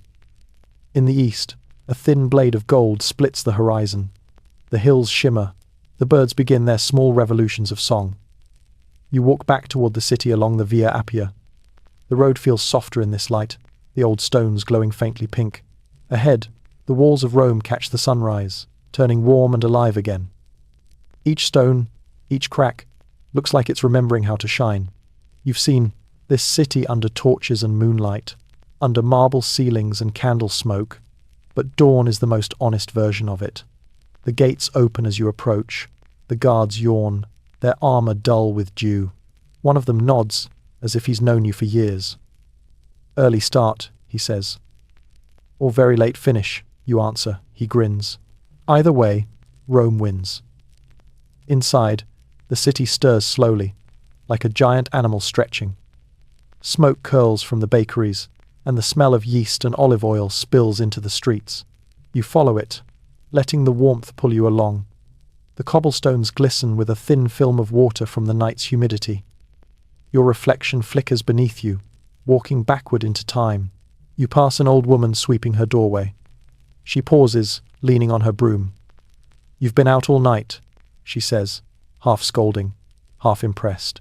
Rome doesn't sleep easily, you reply. She nods. Neither do her children. Then she returns to sweeping, her rhythm perfectly in time with the city's waking heart. At a corner, a man sets up a stall of fruit, pomegranates split open, figs soft with ripeness, grapes shining like small amethysts. You buy one fig, biting into its sweetness. The taste feels ancient, familiar. The fruit gives under your teeth with the same texture as a memory, soft, bright, gone too quickly. The forum reappears before you, washed clean by light.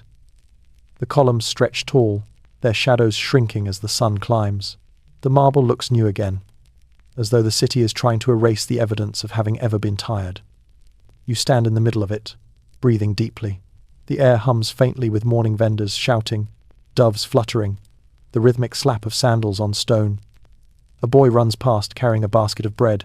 A senator walks by, rehearsing a speech to himself, lips moving silently. A dog chases its own shadow. Life resumes, seamless and unembarrassed. Historians still debate when ancient Rome truly ended. But looking around, you realize it never really does. It only changes masks. Each morning is a new version of the empire, pretending it has all the time in the world. You walk toward the fountain at the center of the square. The water spills over its edges, glinting in the sunlight. You cup your hands, drink. It's cold, clean, almost sweet. You splash a little on your face, and the coolness pulls you fully into the present moment. Around you, the light shifts from gold to white. The shadows sharpen. You notice details you hadn't seen before. The grooves carved by cartwheels, the faint graffiti on a wall. Lucia loves Gaius forever. Maybe. The chipped corner of a column, where someone once leaned too hard. The imperfections feel truer than the monuments. A priest passes carrying a basket of fresh flowers. He sets them at the foot of a statue of Fortuna, murmuring something under his breath. You catch one phrase, "For another good day." Simple, reasonable. You nod, to yourself. That's really all anyone ever asks. You wander toward the edge of the square, where a small group of workers are repairing a section of mosaic. The stones gleam blue, green, red, and gold. One of them looks up, smiling. "We rebuild what breaks," he says. "Every day." You crouch beside him. "Doesn't it get tiring?" He shrugs. "Everything breaks. It's the fixing that's worth waking up for." You thank him and keep walking, his words lingering in your chest. The sun climbs higher. Shadows retreat into corners. The marble grows bright enough to hurt your eyes. The city smells of flour, wine, and new beginnings. You feel something inside you settle, a quiet understanding, as soft as it is certain. Rome doesn't endure because it's strong. It endures because it keeps choosing to wake up. You find a bench near the Temple of Vesta. The eternal flame flickers within, visible through the open doorway. The Vestal priestesses move quietly, tending it, their white robes glowing in the light. You watch the flame dance, remembering the woman's words. If it dies, Rome falls. But now, you see it differently. The flame isn't the empire's heart, it's its habit, the discipline of relighting what burns out. You sit in silence, letting that truth sink in. Around you, the city breathes the same rhythm it's always had, the one that belongs to no single time or person. Somewhere, a rooster crows again, late to the party. A small flock of pigeons bursts from a rooftop, scattering into the bright morning sky.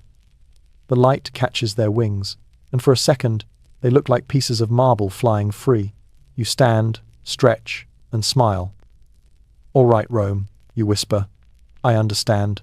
The wind stirs, soft and approving, and as you turn toward the next street, the next breath, the next heartbeat of history, you realize that the story isn't closing. It's continuing exactly as it always has, with one more dawn, one more cup of wine, one more ordinary miracle. Now, let's follow the sunlight deeper into the day, to the gardens, where philosophers think too loudly, where children chase shadows, and where Rome, as always, pretends it has invented time itself. You wander toward the higher ground where the air turns greener. The city's hard edges begin to soften. The marble gives way to grass, and the smell of smoke becomes the smell of sap. The morning heat hasn't yet settled, and the breeze carries the scent of wet leaves and crushed mint. Before long, you find yourself in the gardens of Lucullus, a sanctuary of silence tucked between empire and sky. Here, Rome pretends to have discovered peace. Pebbled paths wind through rows of cypress and laurel, shaded by tall pines, whose needles whisper above you like conspirators in prayer. Fountains murmur softly in the background, their water glinting like scattered coins. The light filters through the trees, breaking into golden shards that move with the wind. You walk slowly, hands clasped behind your back, feeling your heartbeat match the rhythm of the city's gentler pulse. A gardener nearby tends to a small bed of violets, trimming them with a bronze blade. He doesn't look up as he speaks. Careful on the gravel. It remembers every visitor. You smile. "Then I'll walk softly." He chuckles. "Rome's been trampled by armies, my friend. A quiet step is the least of its worries." You pass him and follow the path deeper in. The garden opens into a courtyard framed by statues, philosophers, poets, heroes, all frozen mid-thought. Their stone eyes stare down with mild irritation, as if aware that their ideas have outlived their relevance. One of them, Epicurus perhaps, looks particularly smug. On a nearby bench sits a group of men wrapped in white togas, engaged in the ancient art of arguing about nothing and everything. You sit at a distance, half listening. Their conversation drifts between morality, the cosmos, and whether figs count as food or philosophy. One gestures dramatically, a crumb of bread flying from his hand. Virtue, he declares, is knowing how to enjoy without excess. His companion snorts, says the man who orders 3 courses of olives. They laugh, unbothered by the contradiction. You realize that this gentle disagreement over wine and sunlight is Rome at its most sincere. Historians still debate whether these gardens were meant for reflection or display. Lucullus, the general who built them, had once been called the Roman Xerxes for his love of luxury. Banquets here were legendary peacocks in gold cages, music that echoed through marble arches, fountains that flowed with rose water. But now, centuries later, the grandeur has faded into something simpler. The fountains whisper, the trees sigh, and what's left is the calm that excess accidentally created. You sit beneath an olive tree, its branches heavy with fruit. The bark is cool against your back. For the first time in a long while, you hear only the wind. A few birds hop along the path, fearless in their dominion. The sunlight moves across your face in slow, warm patterns. You let your thoughts slow with it. Nearby, a woman reads aloud from a scroll, her voice smooth as the breeze. She's reciting Virgil. Forsan et haecolim memenis juvabit. Perhaps someday it will be pleasant to remember even these things. You repeat it quietly to yourself. Perhaps someday, yes. She notices you listening and smiles without stopping. When she finishes, she rolls the scroll carefully and says, "You look like someone who understands the usefulness of silence." "Trying to," you reply. She nods. Then Rome is both the best and worst place to practice it. You both laugh softly. The sound blends with the rustling leaves, with the city breathing beyond the walls. For a moment, you feel the rarest kind of connection, the kind that doesn't need to last to matter. The sun climbs higher. The statues cast longer shadows. A fountain nearby catches the light and scatters it across the ground like a net of diamonds. You think about how much of Rome's beauty is accidental, the result of trying too hard and then leaving it alone long enough to become natural again. You wander further into the garden until you find a small pond. Its surface is perfectly still, reflecting the sky like polished glass. A single leaf drifts across it, making slow ripples. You kneel beside it, watching your reflection blur and reform. Time feels slower here, not frozen, but softened, like dough resting under a cloth. A boy walks past carrying a basket of figs. He stops and offers you one. "The gardener said to share," he explains. You take it, thank him. The fig tastes like sunlight caught in fruit. "Do you live nearby?" you ask. He shakes his head. "No one lives in the garden," he says wisely. "We just visit it to remember how to breathe." Then he runs off, before you can reply. You stay a while longer, finishing the fig, listening to the faint splash of water and the murmured arguments of philosophers turning into drowsy agreement. The smell of mint and soil wraps around you. A bee circles lazily past your ear. The whole city feels suspended in this moment still, forgiving, endless. You think about how every civilization leaves behind its gardens, spaces built not for conquest, but for remembering how to be human. Here, among statues and silence, Rome feels less like an empire and more like a heartbeat wrapped in leaves. The wind shifts. The cicadas begin their low, steady song, announcing the return of heat. You stand, stretch, and take one last look around. The garden gleams under the sun, green, patient, alive. You whisper, "Thank you," though you're not sure to whom, the gardener, the city, or the silence itself. And as you step back onto the path leading out, you know the day will grow louder again. Markets shouting, hammers ringing, children running through fountains. But for now, you carry this stillness inside you like a secret Rome has chosen to share. Now, let's leave the shade and follow the road toward evening once more, where the sky will turn copper, and the city, as always, will prepare for its favorite illusion, that it has never aged at all. By late afternoon, the air thickens again, gold and heavy, the kind of warmth that makes everything slow down, even time. You leave the gardens behind, stepping back into the hum of the streets. The light now has that strange Roman texture, bright but soft, as though the sun is shining through history itself. The stones underfoot radiate the heat they've stored all day, and the shadows stretch long and thin like sighs. Vendors call out their last bargains. The bakeries smell like burnt sugar and bread crust. A man on a balcony waters his plants and shouts something cheerful to a friend in the street. It's the hour when Rome's noise grows friendly. Less ambition, more belonging. You pass a woman roasting nuts over a small fire. The scent follows you like memory. "Hot almonds," she cries. "For luck or love, whichever you need." "Both," you answer. And she laughs, handing you a small paper cone. You walk as you eat, the almonds warm and sweet, the paper turning, translucent in your fingers. The city seems to hum beneath the surface, its pulse steady, ancient, unashamed. You've learned by now that Rome doesn't truly live in its monuments or temples. It lives in its habits. Every street repeats itself. Every laugh has an ancestor. You cross the Forum again, now lit by the amber slant of evening. The marble columns throw long shadows across the ground, and birds weave between them like smoke. A child is chasing one of those shadows. Sword in hand, a stick, really, but he's winning the battle anyway. His mother laughs softly, tying her scarf. At the far edge, a group of masons are still at work, patching cracks in a wall that's older than anyone alive. Their hammers ring in rhythm, soft and sure. You stop to watch. One of them wipes his brow and glances at you. "She keeps us busy," he says, nodding toward the wall. "Does she ever rest?" you ask. He smiles. "Rome, only between hammer strokes." He goes back to work, and the last rhythm fills the space between heartbeats. It's oddly comforting, the sound of endurance pretending to be progress. Historians still debate when Rome's peak truly ended, but you can feel the answer just by standing here. It didn't end. It diluted, spread out, disguised itself in routine. Empires fall dramatically in books, but in real life, they fade gently into dinners, repairs, lullabies, and almonds sold at dusk. You wander on toward the Capitoline Hill. The steps are warm under your hands as you climb, each one polished by centuries of sandals. At the top, the view opens wide, the rooftops blazing in the orange light, the domes gleaming like the eyes of old gods still pretending to care.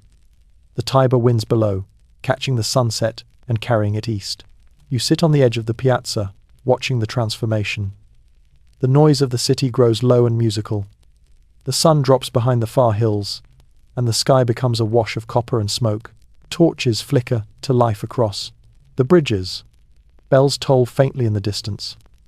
It's the same ritual every evening, the city's quiet illusion that it will last forever. Beside you, a young man sketches the view on a wax tablet.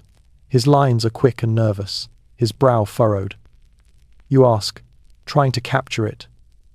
He shakes his head. Trying to remember it. He scratches another line, then frowns. But the light moves faster than my hand. You look out over the city. That's Rome's trick. It never stays still long enough to belong to anyone. He smiles at that, carving the words into the wax. Never still long enough to belong.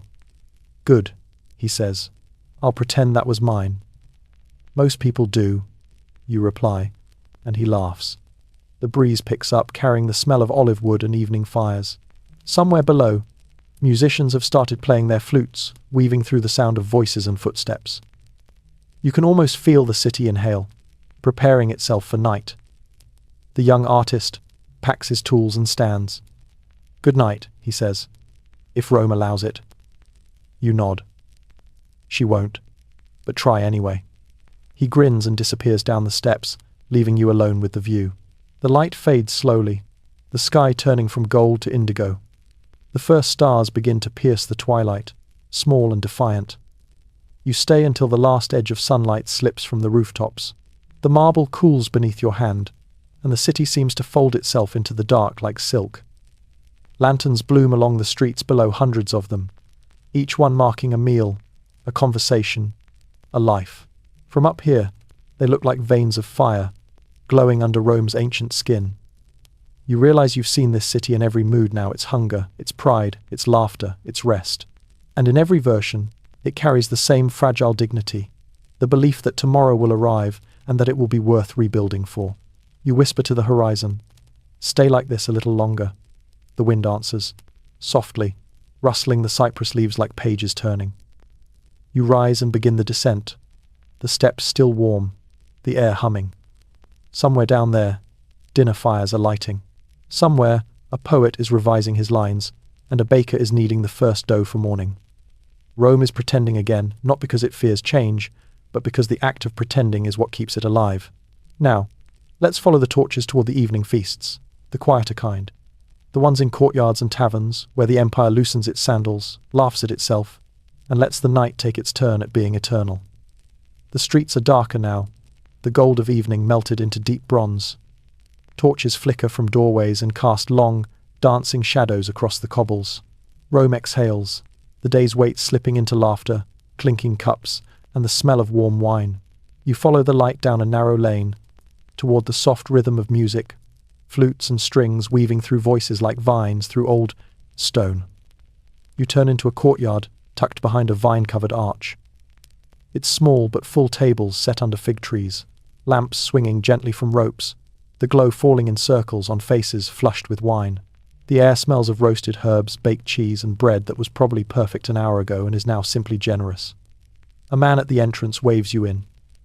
"Plenty of space," he calls. "Sit." No one leaves hungry, not even philosophers.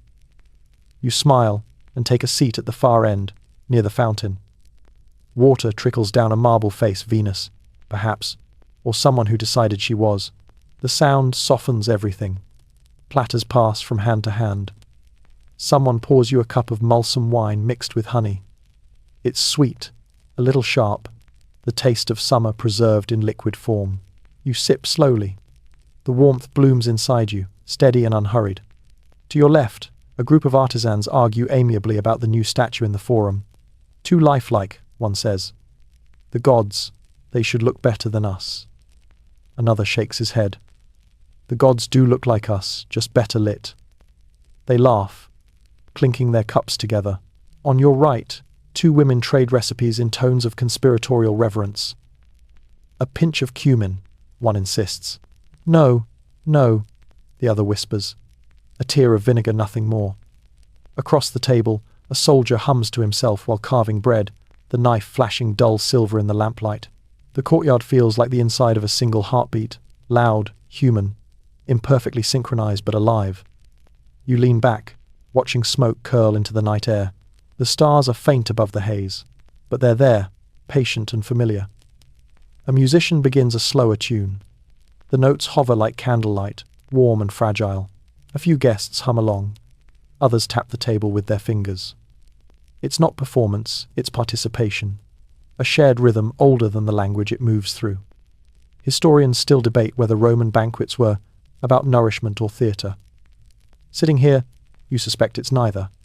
This isn't gluttony or ceremony, it's defense. A way to hold back the night with warmth and noise, to prove that living together still means something. A plate arrives in front of you. Lentils, honeyed figs, soft cheese melting over bread. Simple food, but the kind that makes silence seem unnecessary.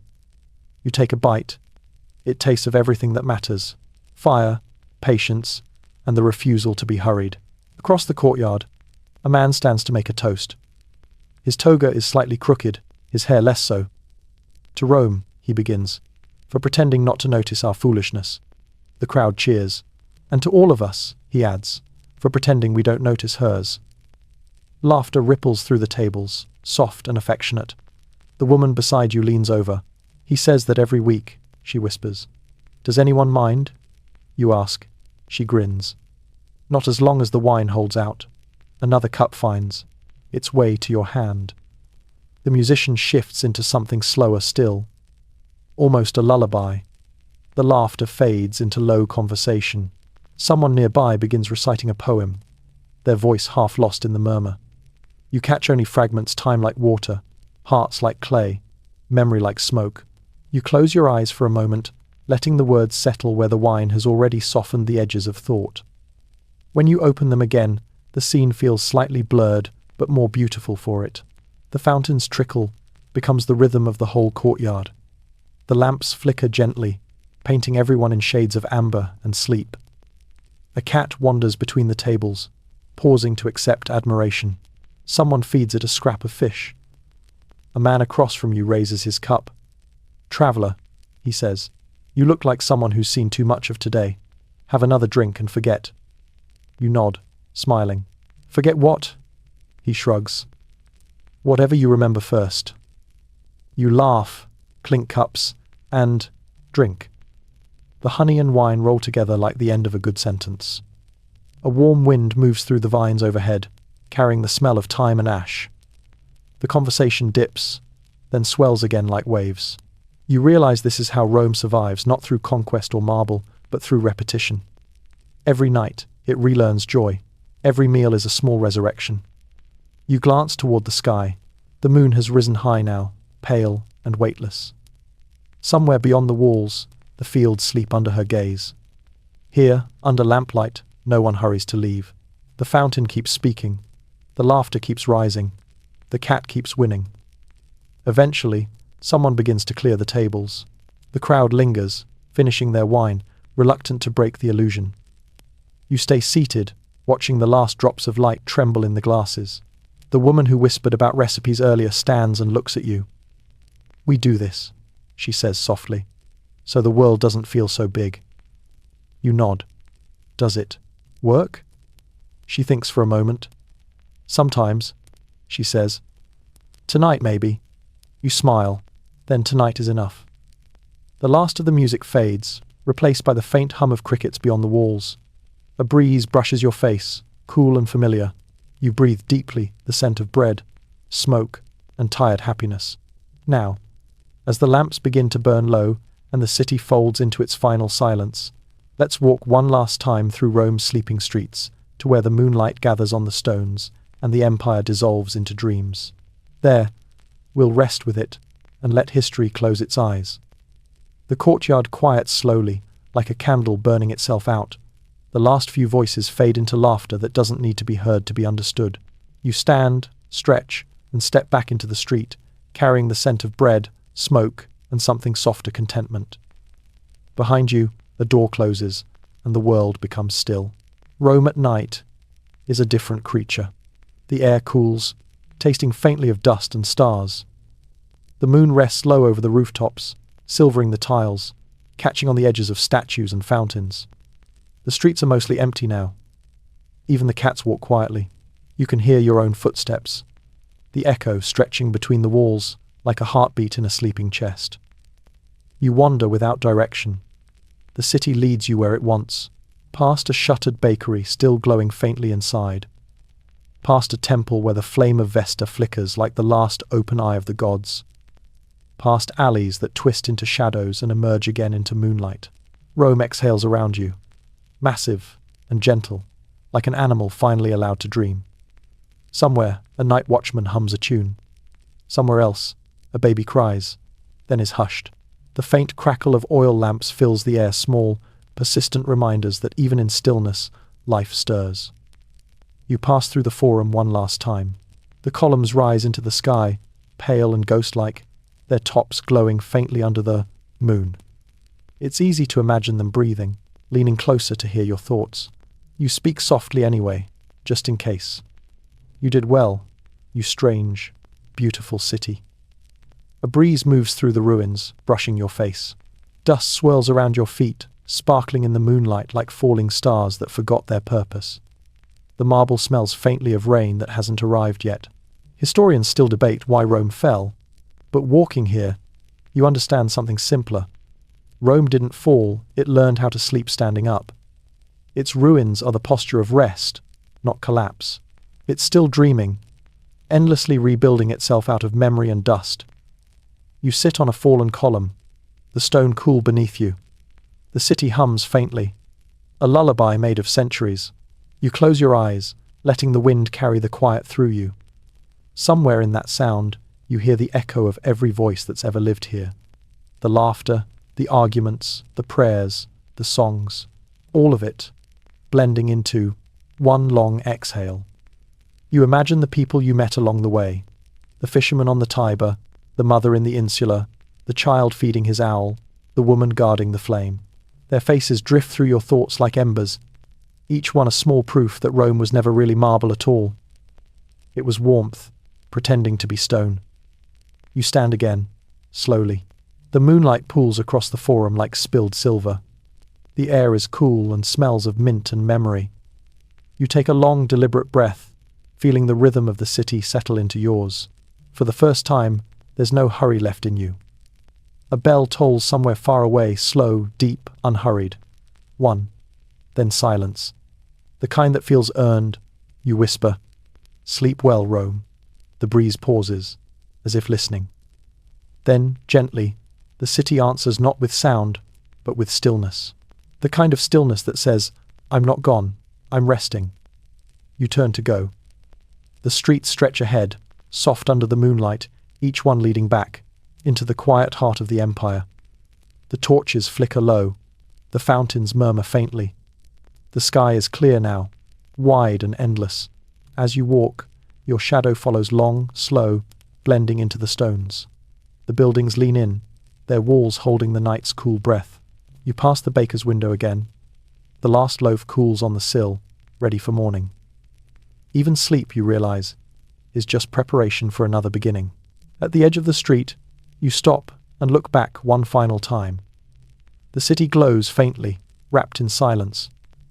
It's beautiful in the way that only tired things are beautiful, honest, unguarded, at peace. You take another breath, slow and deep. The world smells of stone, water, and tomorrow.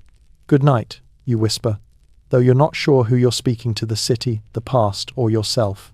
The stars pulse softly above. The breeze sighs once more, and the sound of the Tiber drifts faintly in the distance. A low, eternal murmur that promises morning will come again. And as you walk away, the story fades like candlelight at dawn. Now the sound of footsteps quiets. The streets blur into shadow. The last lamps tremble and go out, leaving only the faint glow of the moon brushing the edges of marble and leaf. The air cools, heavy with the scent of dust and dew, the kind of scent that belongs only to endings. You breathe slowly. Each inhale is a century, each exhale a memory dissolving. The city that never slept is finally still. You can almost hear it dreaming, its arches remembering laughter, its walls keeping the warmth of vanished dinners, its fountains murmuring lullabies to no one in particular. Somewhere, a door creaks open and closes again. Somewhere, a breeze moves through a corridor lined with empty amphorae. The sound is soft, endless, kind. Even the gods, it seems, have gone to bed. The moon drifts behind a thin cloud. The darkness deepens, tender and complete. You feel the weight of the day slide away, the hum of history growing quieter until it becomes something close to peace. You lie back in the silence, the stones beneath you cool and forgiving. The world feels smaller now, but that's how it should feel at night, contained, safe, asleep. In your chest, the heartbeat of the empire fades to a rhythm slow enough for rest.